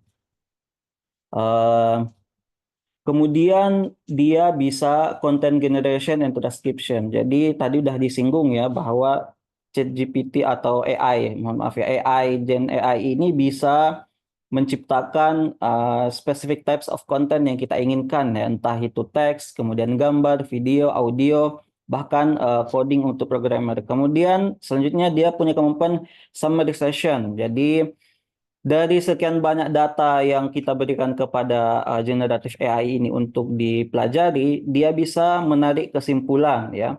Dengan kemampuan untuk menarik kesimpulan ini, dia bisa mengcapture atau menampilkan key points of the content. Jadi poin-poin utama yang ada di dalam data yang kita berikan, sehingga membantu kita dalam proses pengambilan keputusan. Kemudian selanjutnya ideation. Jadi generasi terbaru dari AI ini dia bisa memberikan kita ide, gagasan, konsep dan desain baru gitu ya. Bahkan bagi mahasiswa-mahasiswa ini ya, semisal bingung besok mau mengambil judul tesis atau skripsi apa, kita bisa berkonsultasi dengan ChatGPT ini. Bahkan saya ketika menyusun materi ini, saya sempat konsultasi ya, atau berdiskusi dengan ChatGPT. Atau generatif AI lainnya ya, tidak harus ChatGPT ya. Jadi ada banyak contoh generatif AI yang lainnya. Kemudian knowledge extraction. Jadi dari data-data yang tadi tidak terstruktur ya, jadi dari data yang AI pelajari itu yang tadinya belum tersusun secara terstruktur, nah dengan bantuan dari AI ini dia bisa menyusun secara sistematis sehingga lebih gampang untuk memahami dari data yang banyak itu kita gampang memahami secara sistematis. Kemudian terakhir selanjutnya ada problem solving dan insight. Dia bisa secara logik gitu ya memberikan kita atau apa namanya membantu kita dalam problem solving, lalu memberikan kita insight-insight yang kemudian membantu kita untuk mengambil keputusan-keputusan atau decision-decision dalam apa namanya termasuk di dalam financial services. Kemudian terakhir AI agents. Nah, AI agents ini maksudnya adalah bahwa Gen AI ini kemudian bisa menjadi apa namanya? Bisa menjadi dalam tanda kutip agent atau pembantu gitu ya yang kemudian bisa menyelesaikan masalah-masalah kompleks dan kemudian bisa membantu kita melakukan perencanaan dengan baik gitu ya. Nah, selanjutnya, nah itu beberapa tadi ya, beberapa potensi-potensi yang dimiliki oleh generative AI yang bisa memberikan kita mewujudkan financial services yang lebih bagus. Selanjutnya, nah menurut survei yang sekali lagi saya mengutip dari AC Ventures et al. Tahun 2024 bahwa majority of business leaders, jadi kebanyakan business leaders itu melihat bahwa predictive AI dan Gen AI ini adalah dua jenis AI yang akan saling melengkapi. Jadi 66% mengatakan bahwa they are complementary. Walaupun ada sebagian yang mengatakan bahwa yakni 22% mengatakan bahwa predictive AI ini lebih penting karena dia apa namanya secara logik dia bisa membantu kita dalam apa namanya analisis untuk mengambil keputusan misalnya dalam credit scoring, kemudian apa namanya mencari tahu kemungkinan risiko fraud yang terjadi. Nah, menurut beberapa business leaders, predictive AI ini lebih bermanfaat. Tapi balik lagi ya, saya sepakat bahwa kedua teknologi ini jika bisa diintegrasikan dengan maksimal maka akan menghasilkan impact yang luar biasa. Selanjutnya, nah ini juga survei ya terhadap business leaders yang dilakukan oleh AC Ventures et al. Yang mengcapture mengenai economic impact and growth projection. Jadi apa sih dampak ekonomi yang kita harapkan dari penggunaan kedua jenis artificial intelligence ini di dalam financial services. Nah, kalau kita lihat bahwa the most significant anticipated benefit, jadi yang paling diharapkan ya dari manfaat yang bisa dibawa oleh Gen AI ini adalah dalam mengimprove operational efficiency. Jadi efisiensi operasional, semisal mengerjakan tugas-tugas automation, basic task automation gitu ya. Kemudian ada harapan lainnya ya atau impact lainnya yang bisa diperoleh, misalnya enhance customer experience, meningkatkan apa namanya experience customer dengan kemampuan AI tadi berperilaku seperti manusia ya, berkomunikasi seperti manusia, kemudian bisa memberikan inovasi dalam produk ataupun service ataupun jasa, meningkatkan produktivitas karyawan, kemudian cost reduction dan advanced risk management. Jadi semua itu diharapkan dengan penggunaan AI ini bisa diperoleh atau bisa terlaksana atau berlaku di financial services. Selanjutnya, nah secara spesifik ya Bapak Ibu sekalian, predictive AI di dalam financial services ini memiliki beberapa aplikasi-aplikasi utama yang bisa diberlakukan ya. Yang pertama, credit risk prediction, melakukan prediksi risiko kredit. Nah, predictive AI ini digunakan untuk menilai kelayakan kredit calon peminjam dengan menganalisis riwayat kredit, pendapatan, dan faktor lainnya untuk memprediksi kemungkinan risiko bayar dari calon nasabah tersebut ya. Dengan model ini yang digunakan ini diharapkan lembaga keuangan atau financial institution itu bisa mengambil keputusan kredit yang lebih tepat. Kemudian yang selanjutnya fraud detection. Predictive AI ini mampu mendeteksi pola transaksi data, misalnya di pasar saham ya, kemudian meramalkan pergerakan harga aset misalnya dari data-data historis yang diberikan. Nah, dengan menggunakan algoritma dan machine learning tadi yang bekerja secara kompleks ya, dengan pemrograman algoritma tersebut, sistem ini bisa kemudian bisa memprediksi misalnya ada kartu kredit atau transaksi perbankan yang punya kemungkinan melakukan fraud ya. Kemudian peramalan pasar atau market forecasting. Jadi dengan predictive AI ini dia bisa menganalisis data pasar dan saham ya. Mohon maaf tadi ini terbalik ya. Kemudian dengan data pasar dan pergerakan harga aset yang analisis atau dilatih AI dilatih menggunakan data tersebut, maka kita bisa memprediksi perubahan harga, volume perdagangan, tren pasar berdasarkan data historis dan tren makroekonomi yang tengah terjadi. Nah, kemudian selanjutnya manajemen portofolio dan investasi. AI ini bisa memprediksi kinerja saham atau reksadana dan membantu manajer portofolio dalam menyesuaikan strategi investasi berdasarkan analisis risiko dan peluang masa depan. Nah, selanjutnya aplikasi utama lainnya dalam predictive AI ini adalah membantu dalam analisis risiko operasional. Jadi predictive AI ini membantu lembaga keuangan ya terutama ya dalam mengelola risiko operasional dengan mengidentifikasi potensi masalah yang terjadi ya sebelum menjadi besar masalah tersebut seperti adanya kerentanan sistem, masalah kepatuhan dan risiko-risiko yang misalnya berkaitan dengan penggunaan teknologi. Selanjutnya, nah itu tadi ya kalau sebelumnya tadi itu main application dari predictive AI, selanjutnya adalah main application dari generative AI. Jadi beberapa contoh pengaplikasian dari generative AI dalam financial services, misalnya dalam chatbots ya dan virtual assistant.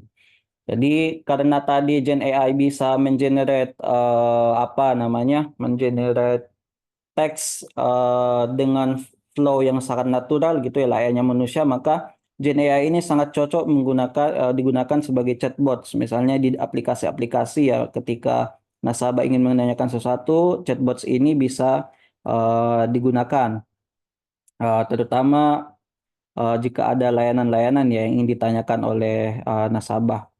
Kemudian jadi bisa membantu ya secara virtual. Kemudian automated documented generation. Jadi tadi udah disinggung juga bahwa salah satu kemampuan dari generative AI ini adalah membuat atau mengenerate teks sehingga bisa termasuk membuat dokumen. Nah, penggunaan AI ini dapat digunakan untuk misalnya ya dalam jika secara advance bisa dimaksimalkan, dia bahkan bisa digunakan untuk membuat laporan keuangan, kontrak hukum, atau dokumen lainnya secara otomatis berdasarkan input-input yang diberikan ya. Dengan ini akan mempercepat proses yang biasanya membutuhkan waktu dan sumber daya manusia yang lama ya. Kemudian selanjutnya personalisasi layanan keuangan atau personalized financial services. Nah, dengan menggunakan Gen AI ini, perusahaan keuangan dapat menghasilkan rekomendasi produk atau strategi investasi yang dipersonalisasikan untuk setiap nasabah. Ini dapat meningkatkan engagement nasabah tentu saja dan memberikan solusi keuangan yang lebih sesuai dengan kebutuhan nasabah. Kemudian selanjutnya membantu dalam market sentiment analysis. Jadi Gen AI ini dapat memproses data dari berbagai sumber, misalnya dari media sosial, dari berita, dari laporan keuangan, sehingga dengan mempelajari data-data tersebut, Gen AI dapat menghasilkan analisis sentimen pasar secara real time dan membantu perusahaan dalam merespon perubahan persepsi publik atau nasabah. Kemudian yang terakhir, market and strategy simulation. Generative AI ini juga bisa digunakan untuk membuat simulasi skenario pasar atau strategi dalam strategi untuk investasi yang baru ya. Dengan menciptakan berbagai skenario potensial yang bisa dilakukan oleh lembaga keuangan atau perusahaan, maka perusahaan dapat mengevaluasi berbagai opsi sebelum betul-betul mengambil keputusan secara real. Next. Nah, ini tadi cuma ini ya comparison antara predictive AI dengan generative AI yang saya kira bisa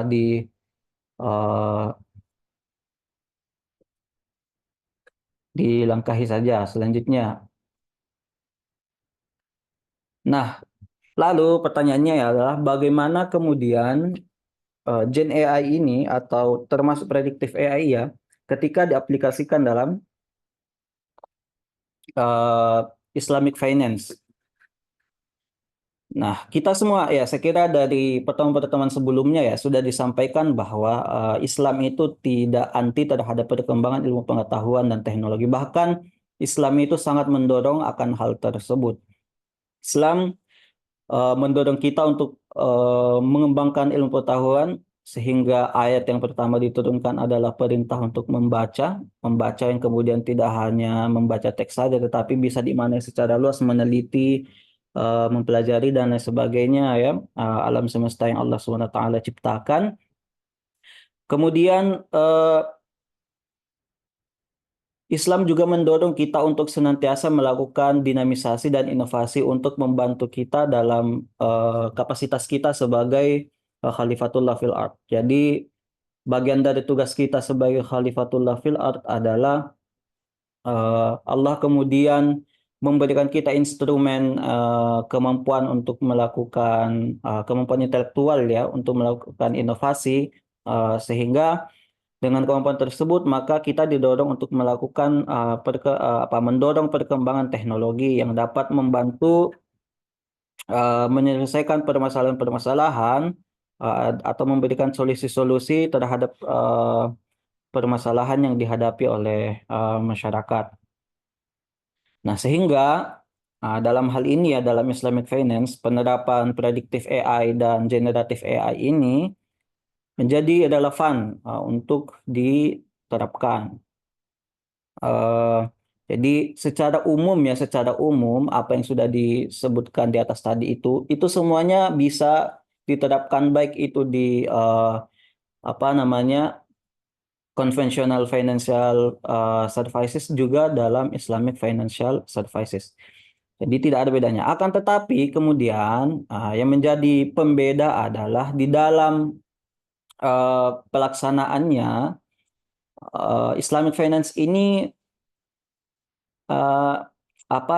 meminta kita atau memberikan kita batasan ya, karena Islamic finance ini merupakan bagian dari muamalah. Nah, di dalam muamalah itu kan terdapat kaidah al-aslu fil muamalah al-ibahah. Jadi segala sesuatu boleh ya. Jadi semua yang di atas tadi itu boleh dilaksanakan. Akan tetapi sampai kemudian ya ada dalil yang melarang. Jadi semua hal tersebut di atas tadi, semua potensi-potensi yang sudah disebutkan tadi yang bisa dihasilkan oleh artificial intelligence itu boleh diterapkan dalam Islamic financial. Akan tetapi itu tidak boleh ya bertentangan dengan prinsip-prinsip nilai-nilai dari syariat Islam. Jadi segala proses tadi itu harus sejalan dengan nilai-nilai Islam.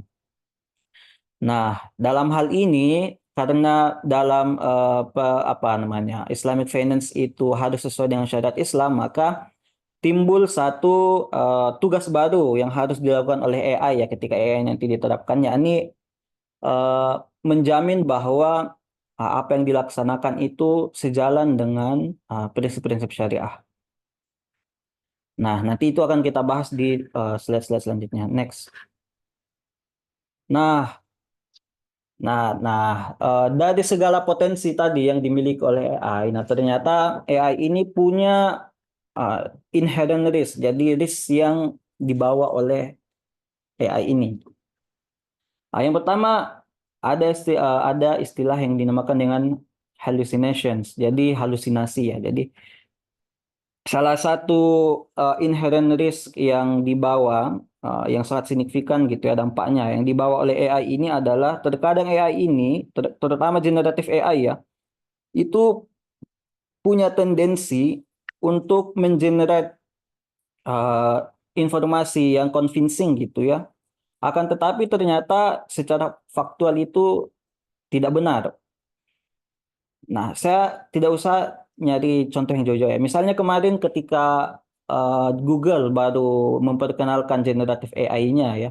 Nah, ternyata ketika dicoba generatif AI Google itu ternyata ketika ditanya, diberikan pertanyaan itu memberikan jawaban yang salah. Nah, kenapa bisa memberikan jawaban yang salah itu? Itu karena ya balik ke nature dari Gen AI ini, dia itu menganalisis data yang diberikan kepadanya untuk dilatih gitu. Nah, sehingga ketika data yang diberikan kepadanya itu ternyata mengandung kesalahan, maka bisa jadi dia juga menghasilkan output yang keliru. Nah, ini sangat berbahaya gitu, apalagi kalau di dalam financial service. Nah, fenomena kesalahan Gen AI ini dalam mengenerate informasi yang tidak sesuai dengan fakta ya gitu ya, itu disebut dengan halusinasi. Kemudian yang selanjutnya, Gen AI ini punya potensi untuk melakukan bias yang bermasalah gitu ya, yang merusak. Jadi Gen AI ini bisa saja menciptakan mengangkat bias-bias yang dia peroleh dari data yang dia latih gitu, data yang dia pelajari.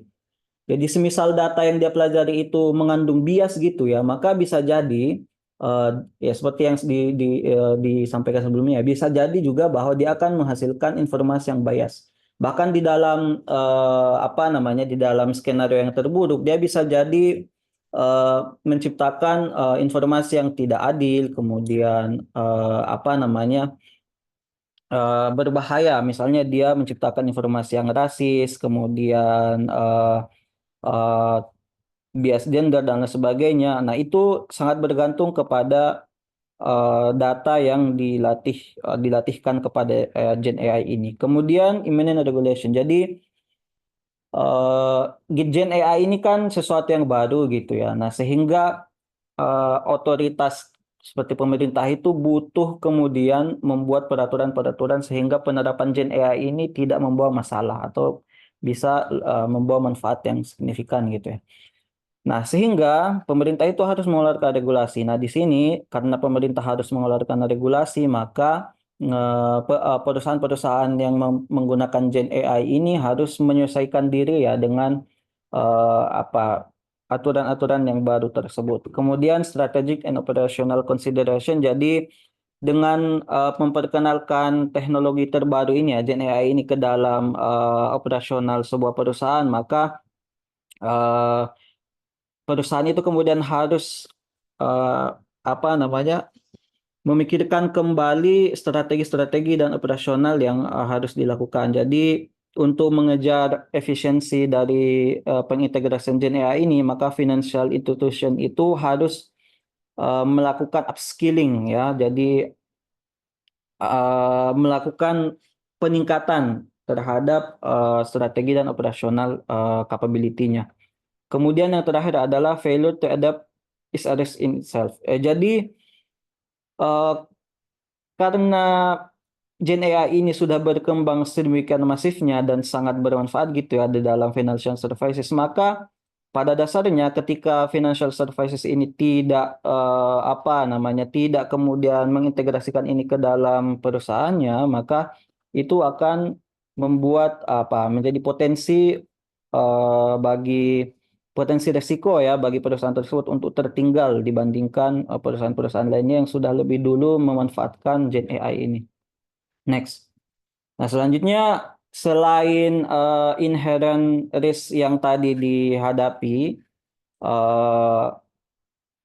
sebagai resiko bawaan gitu yang dibawa oleh pengintegrasian Gen AI atau AI secara umum, terdapat pula tantangan-tantangan ya, sebagaimana tema kita pada pagi hari ini, terdapat tantangan-tantangan yang kemudian dihadapi dalam penerapan Gen AI ini dalam financial services. Yang pertama, tantangan dari aspek sosial ekonomi. Nah, yang pertama tantangannya adalah limited financial inclusion. Jadi salah satu tujuan dari kita menggunakan AI ini dalam financial services adalah kan kita ingin mencapai inklusi keuangan yang lebih baik gitu ya. Jadi semua lapisan masyarakat itu bisa terlayani dengan baik. Akan tetapi penerapan dari Gen AI ini tentu membutuhkan infrastruktur teknologi yang advance gitu ya, sehingga dia butuh infrastruktur gitu. Nah, misalnya internet yang cepat, kemudian perangkat digital. Nah, semua itu menjadi prasyarat dalam atau dibutuhkan dalam pengaplikasian generatif atau AI tersebut. Nah, masalahnya adalah tidak kemudian ya di berbagai daerah ya, tidak kemudian teknologi yang memadai tersebut tersedia, teknologi yang advance yang dibutuhkan tersebut tersedia secara memadai gitu ya. Sehingga bisa jadi dia melahirkan semacam ilusi ya. Jadi kita berharap bahwa penggunaan AI ini membawa inklusi keuangan, akan tetapi ternyata yang memperoleh manfaatnya hanya sebagian kelompok masyarakat yang memang dari dulu sudah terpapar oleh teknologi. Adapun masyarakat-masyarakat yang misalnya di pedesaan itu susah, atau yang di pedalaman gitu ya, karena akses terhadap internet misalnya atau perangkat digital yang terbatas, maka malah susah memperoleh manfaat dari teknologi artificial intelligence ini. Kemudian selanjutnya ada digital skill gap. Jadi penerapan penerapan AI ini membutuhkan skill gitu ya, atau ini kan merupakan teknologi yang advance sehingga butuh kemampuan dan pengetahuan teknikal sendiri dalam mengoperasikannya. Nah, kalau masyarakat atau perusahaan keuangan belum siap, maka akan terjadi gap tersebut. Kemudian selanjutnya adalah technological unemployment. Jadi salah satu resiko yang banyak orang takutkan gitu ya dari penggunaan AI ini adalah timbulnya pengangguran teknologi ya, atau pengangguran yang disebabkan oleh penerapan teknologi. Jadi kan kita sebagaimana disampaikan tadi, kita mengharapkan dengan penggunaan AI ini maka kita bisa meningkatkan efisiensi kinerja layanan keuangannya. Akan tetapi dengan menerapkan AI ini dia bisa saja mengganti kerja-kerja dari karyawan yang itu memang sebetulnya bisa diotomasi tugasnya, sehingga bisa jadi ada jenis-jenis pekerjaan tertentu yang akan tergantikan. Nah, selanjutnya shift in consumption and service patterns. Jadi dengan penggunaan AI ini dalam layanan keuangan, maka membuat adanya semacam perubahan perilaku konsumen. Jadi kita sebagai konsumen yang kemudian mesti menggunakan teknologi digital untuk mengakses AI ini, kita sebagai konsumen gitu ya. Akan tetapi kan kemudian tidak kemudian semua jenis lapisan masyarakat itu siap dengan perubahan perilaku konsumsi tersebut. Bisa jadi ada kelompok-kelompok masyarakat tertentu yang lebih nyaman dengan tradisional services gitu ya, tanpa menggunakan pendekatan AI. Nah, selanjutnya tantangan selanjutnya adalah next adalah Syariah Compliance Challenge. Challenges gitu ya. Ada beberapa hal yang berkaitan dengan Syariah Compliance yang menjadi tantangan dari penerapan AI ini. Yang pertama adalah kepatuhan terhadap prinsip syariah. Nah, AI yang diciptakan tersebut, yang diprogramkan itu sedemikian rupa harus memastikan bahwa setiap transaksi atau keputusan yang diambil itu sepenuhnya sesuai dengan prinsip syariah. Jadi gimana caranya ya kita menginginkan bahwa AI ini kemudian mampu menjamin bahwa algoritma yang digunakan, kemudian outcome yang dihasilkan itu kemudian tidak bertentangan dengan prinsip-prinsip syariah. Kemudian selanjutnya ada permasalahan fatwa dan legal certainty. Jadi tantangan lain yang dihadapi adalah bagaimana kemudian fatwa itu otoritas keagamaan itu mampu mengeluarkan fatwa yang relevan dengan perkembangan AI. Kemudian selanjutnya adalah kepatuhan pada etika dan nilai-nilai Islam. Ya hampir sama ya dengan poin sebelumnya, bahwa harapannya AI ini mampu membantu kita dalam meningkatkan kepatuhan pada etika dan nilai-nilai Islam. Next. Dan terakhir ya, tantangan terakhir adalah tantangan hukum ya, atau legal challenges. Yang pertama, kita kerangka regulasi kita itu bisa jadi ya belum siap dalam menerima AI tersebut. Jadi regulasi yang kita punya itu belum cukup belum cukup signifikan atau secara belum cukup komprehensif untuk mengatur masalah AI tersebut. Kemudian selanjutnya data privacy. Ya, ini merupakan salah satu yang ditakut-takutkan ya, karena AI itu dalam cara beroperasinya adalah dengan training data. Jadi AI itu membutuhkan banyak data yang kemudian dianalisis. AI dilatih untuk mempelajari data tersebut. Nah, sehingga itu tadi ya butuh data yang besar. Nah, sehingga masalahnya adalah timbul masalah kemungkinan pelanggaran terhadap privasi ini, data privasi ini. Selanjutnya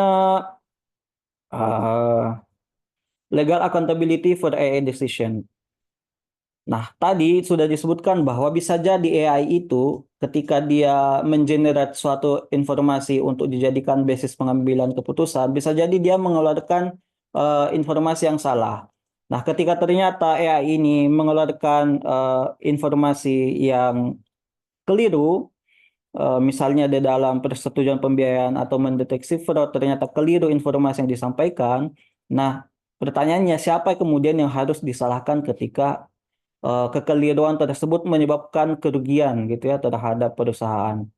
Dan terakhir ada permasalahan cross border jurisdiction. Nah, selanjutnya adalah masalah hukum gitu ya, jurisdiksi hukum yang bisa jadi berbeda-beda antara satu negara dengan negara lain. Nah, bagaimana kemudian AI ya yang harapannya bisa diterapkan secara global ini di dalam Islamic Finance, bagaimana kemudian dia mampu mengakomodir perbedaan-perbedaan di dalam hukum yang berbeda antara satu negara dengan negara lain tersebut. Saya kira itu saja ya. Kira saya cukupkan gitu ya sampai di situ. Sebenarnya masih ada sedikit poin, tetapi saya kira bisa dicukupkan. Terima kasih banyak atas perhatiannya. Mohon maaf apabila ada kekeliruan. Saya kembalikan kepada moderator.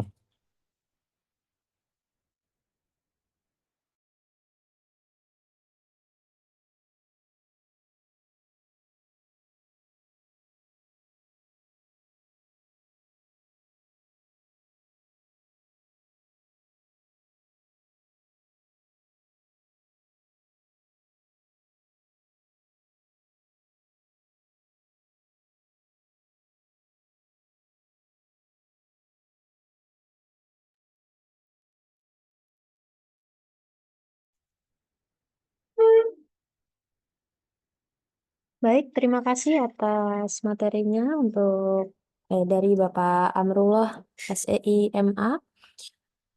Pemaparannya sangat komprehensif gitu ya. Jadi tadi juga sudah dijelaskan bahwasanya AI itu ternyata ada jenisnya gitu ya. Ada jenis yang generatif AI sama predictive AI. Yang mana generatif AI itu versi yang lama gitu ya Pak ya. Dan yang terbaru ada yang namanya predictive AI. Yang mana keduanya ini nantinya eh, bisa gitu ya, bisa membantu di dunia Islamic Financial Services. Tapi untuk diaplikasikannya nanti itu harus ada batasan-batasan. Yang mana batasan itu intinya adalah harus bisa dilaksanakan gitu, bisa diaplikasikan, tapi tidak boleh bertentangan dengan prinsip-prinsip Islam gitu ya nantinya ke depan. Dan pemerintah pun wajib memberikan regulasi yang ketat untuk pengaplikasian AI ini di bidang financial services, Islamic Financial Services. Nah, selanjutnya untuk sesi tanya jawab, saya persilahkan 3 penanya terlebih dahulu untuk memberikan pertanyaan kepada pemateri kita, Bapak Amrullah. Silakan untuk 3 penanya dahulu.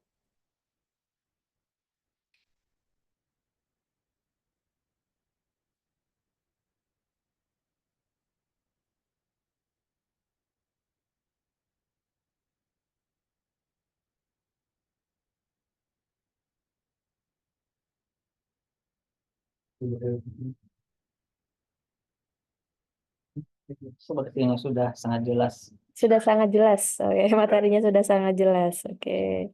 Gitu ya. Atau Jadi malah tidak jelas sama sekali. oh, enggak. Materinya sudah sangat jelas gitu ya. Tadi juga sampai dijelaskan bahwasannya penggunaan AI ini banyak sekali tantangan-tantangannya gitu ya. Nah, mungkin barangkali dari teman-teman ada yang ingin diperjelas lagi untuk tantangannya, boleh silahkan.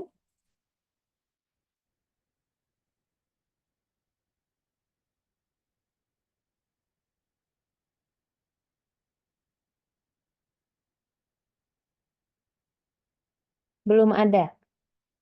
Alhamdulillah. Oke, kalau belum ada, mungkin ini Pak Amrul. Hmm. Jadi kalau misalkan penggunaan AI kan tadi kan di Islamic Financial Services gitu ya.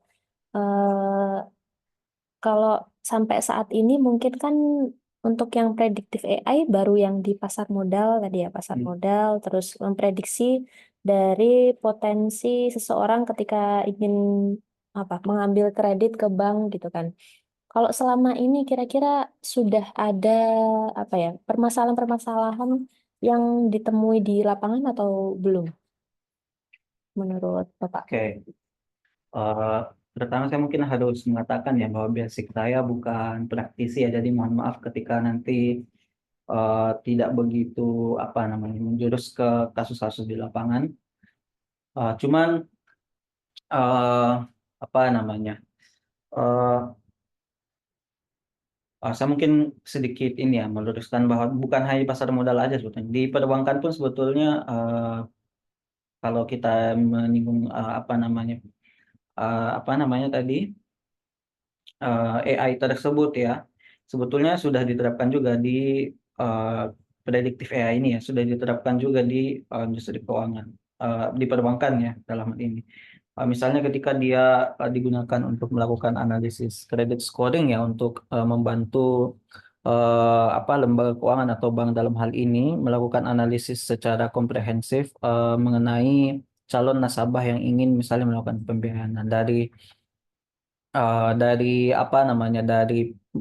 menggunakan data historis ya, ada yang dimiliki oleh calon nasabah tersebut, dengan menggunakan prediktif AI ini kemudian bisa memberikan kita gambaran mengenai apakah eh, apa eh, pembiayaan atau memberikan kredit kepada nasabah tersebut memiliki risiko yang tinggi.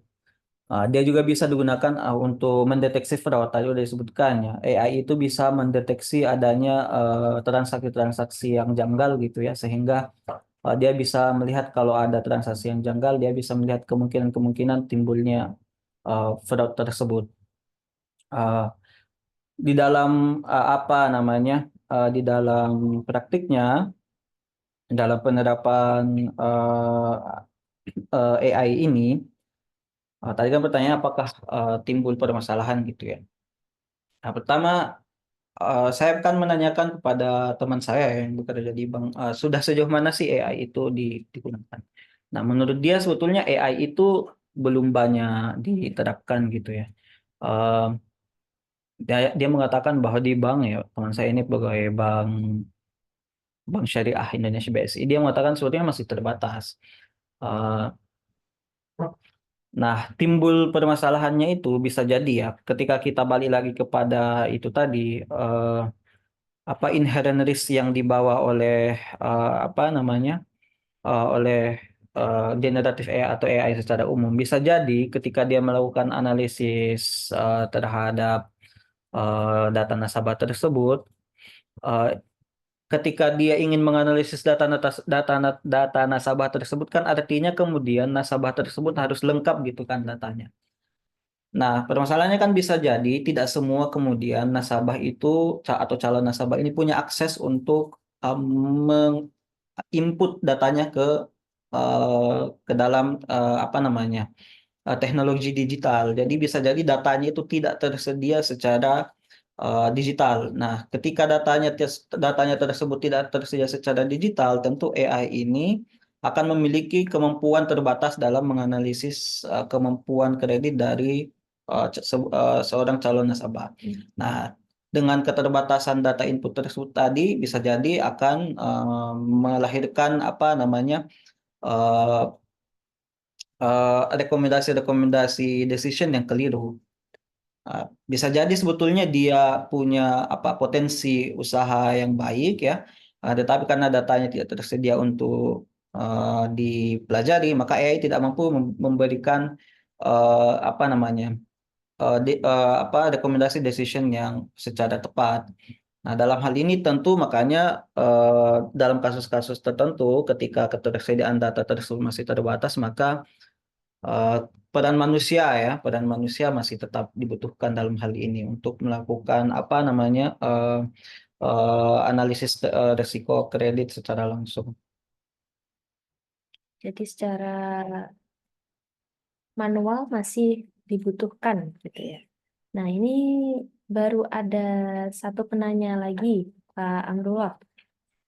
Seberapa reliable AI sesungguhnya atau sejauh mana AI dapat membantu mengurangi potensi goror dalam transaksi? Misalnya dalam robot saham. Saham. Oh, robot saham. Iya. Robot saham.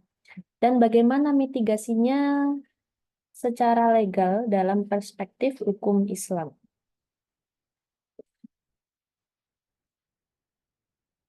Boleh dibalik lagi. Boleh ya ke atas lagi. Sudah pada level sesungguhnya sejauh membantu mengurangi potensi goror dalam transaksi.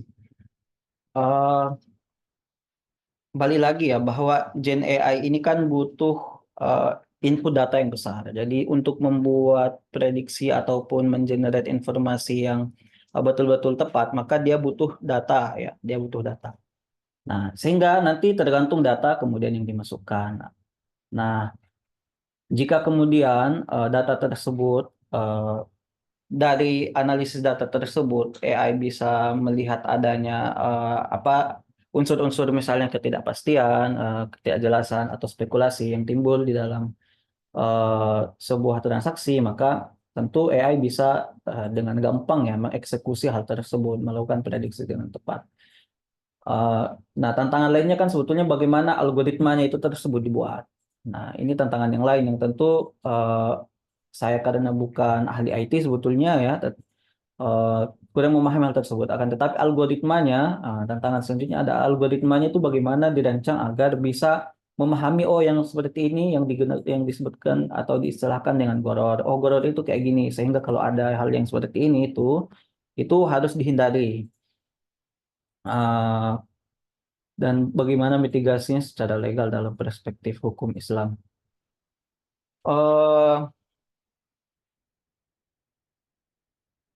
Nah, itu dia masalahnya ya, karena pertama kita belum punya kalau kita merujuk kepada fatwa kan sebetulnya fatwa jelas ya. Fatwa itu jelas bahwa di dalam transaksi itu tidak boleh ada goror. Nah, sehingga saya kira ini gampang aja gitu ya. Ketika nanti ternyata predik AI yang kita punya itu atau robot saham tersebut mampu mengintegrasikan nilai-nilai keislaman semisal anti terhadap goror tersebut dalam analisisnya atau decision making atau rekomendasi untuk decision making yang diberikan, maka gampang saja nanti di sistem itu akan bisa dibuatkan gitu ya. Ketika nanti AI itu sudah pintar ya gitu ya dan mampu mendapatkan bahwa ternyata ini goror, maka eh, dia bisa membuat rekomendasi untuk tidak mengambil atau melaksanakan spekulasi tersebut. Jadi by system ya secara ideal memang ya by system nanti ketika betul-betul ada robot saham yang syar'i ya by system dia harusnya bisa mencegah pelaksanaan atau praktek uh, goror di pasar saham tersebut. Jadi by system nanti akan ditanggulangi. Ya, nah, yang penting itu tadi, apakah robot AI itu sudah mampu membaca permasalahan goror tersebut. Saya kira seperti mohon maaf kalau kurang menjawab. Oke, bagaimana dari Bapak Cipto Sembodo? Apakah ada yang ingin ditanyakan kembali?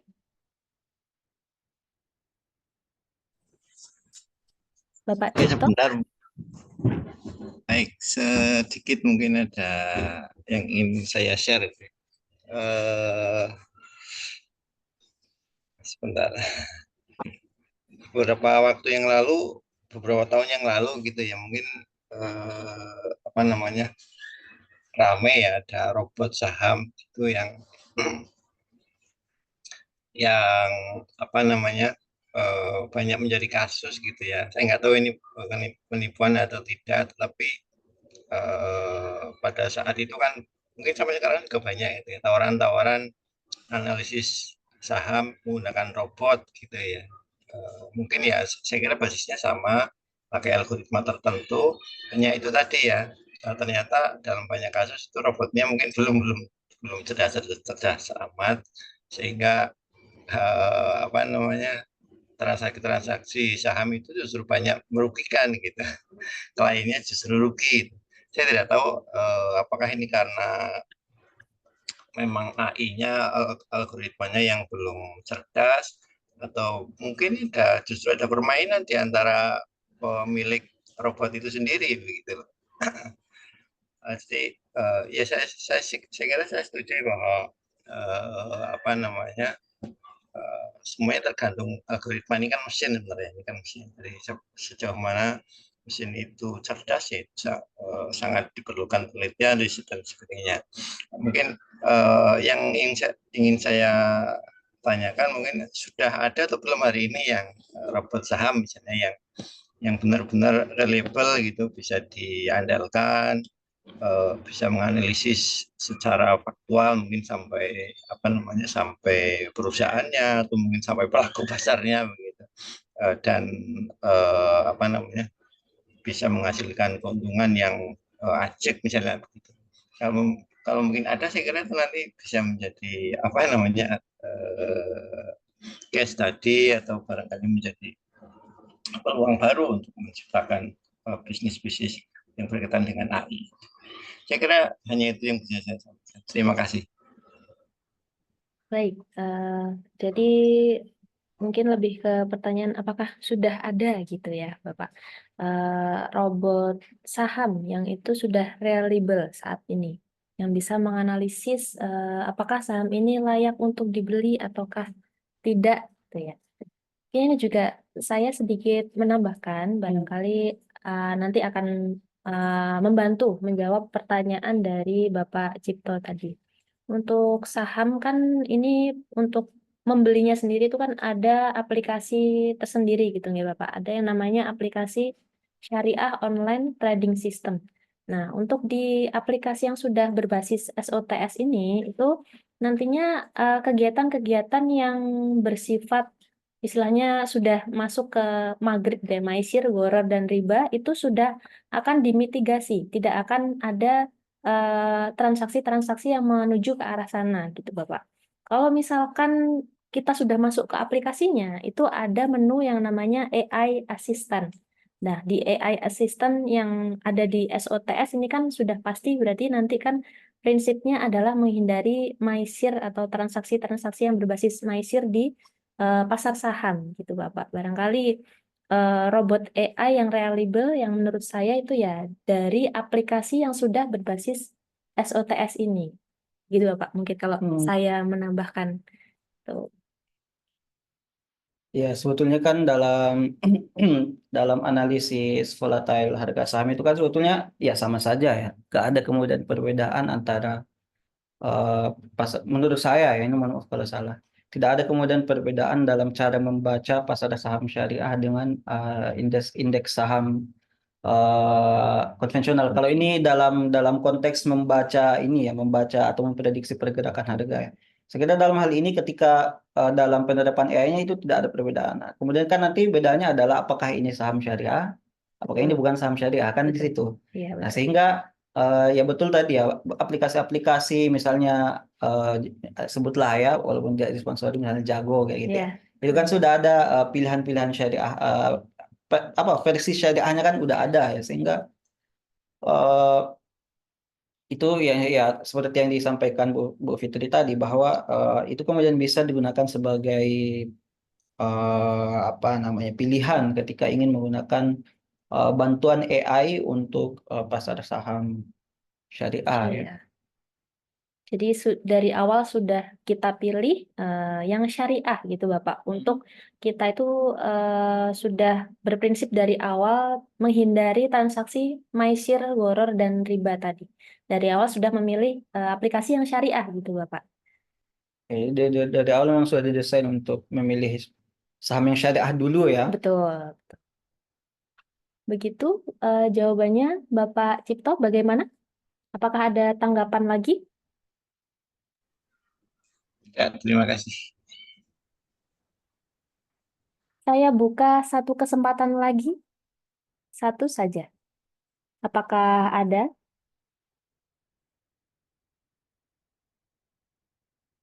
Tidak ada. Oke. Kalau tidak ada, ini saya mengingatkan ke para peserta, Bapak dan Ibu, untuk jangan lupa mengisi link presensi gitu ya, yang sudah ada di kolom komentar ya di Zoom ini. Silahkan diisi terlebih dahulu. Jangan sampai nanti kelupaan dan harus tanya kembali di grup gitu nggih Bapak Ibu. Dan saya juga mengingatkan bahwasanya besok kita masih ada acara closing ceremony gitu ya untuk acara internasional short course yang diadakan oleh Fakultas Agama Islam Universitas Ahmad Dahlan ini. Jadi jangan sampai terlewatkan untuk acara penutupan besok. Oke, terima kasih juga untuk materi dari Bapak Amrullah, gitu ya. Alhamdulillah, eh, Bapak Ibu peserta kita sudah mendengarkan dua materi yang sangat luar biasa di hari ini. Mudah-mudahan apa yang sudah disampaikan oleh kedua pemateri kita hari ini bisa menambah wawasan kita. Terima kasih juga kepada panitia yang sudah merancang acara ini hingga sampai pada hari keempat gitu ya, dan besok masih ada lagi untuk closing ceremony. Saya akhiri forum diskusi kita pada hari ini. Billahi taufik wal hidayah. Wassalamualaikum warahmatullahi wabarakatuh. Waalaikumsalam warahmatullahi wabarakatuh.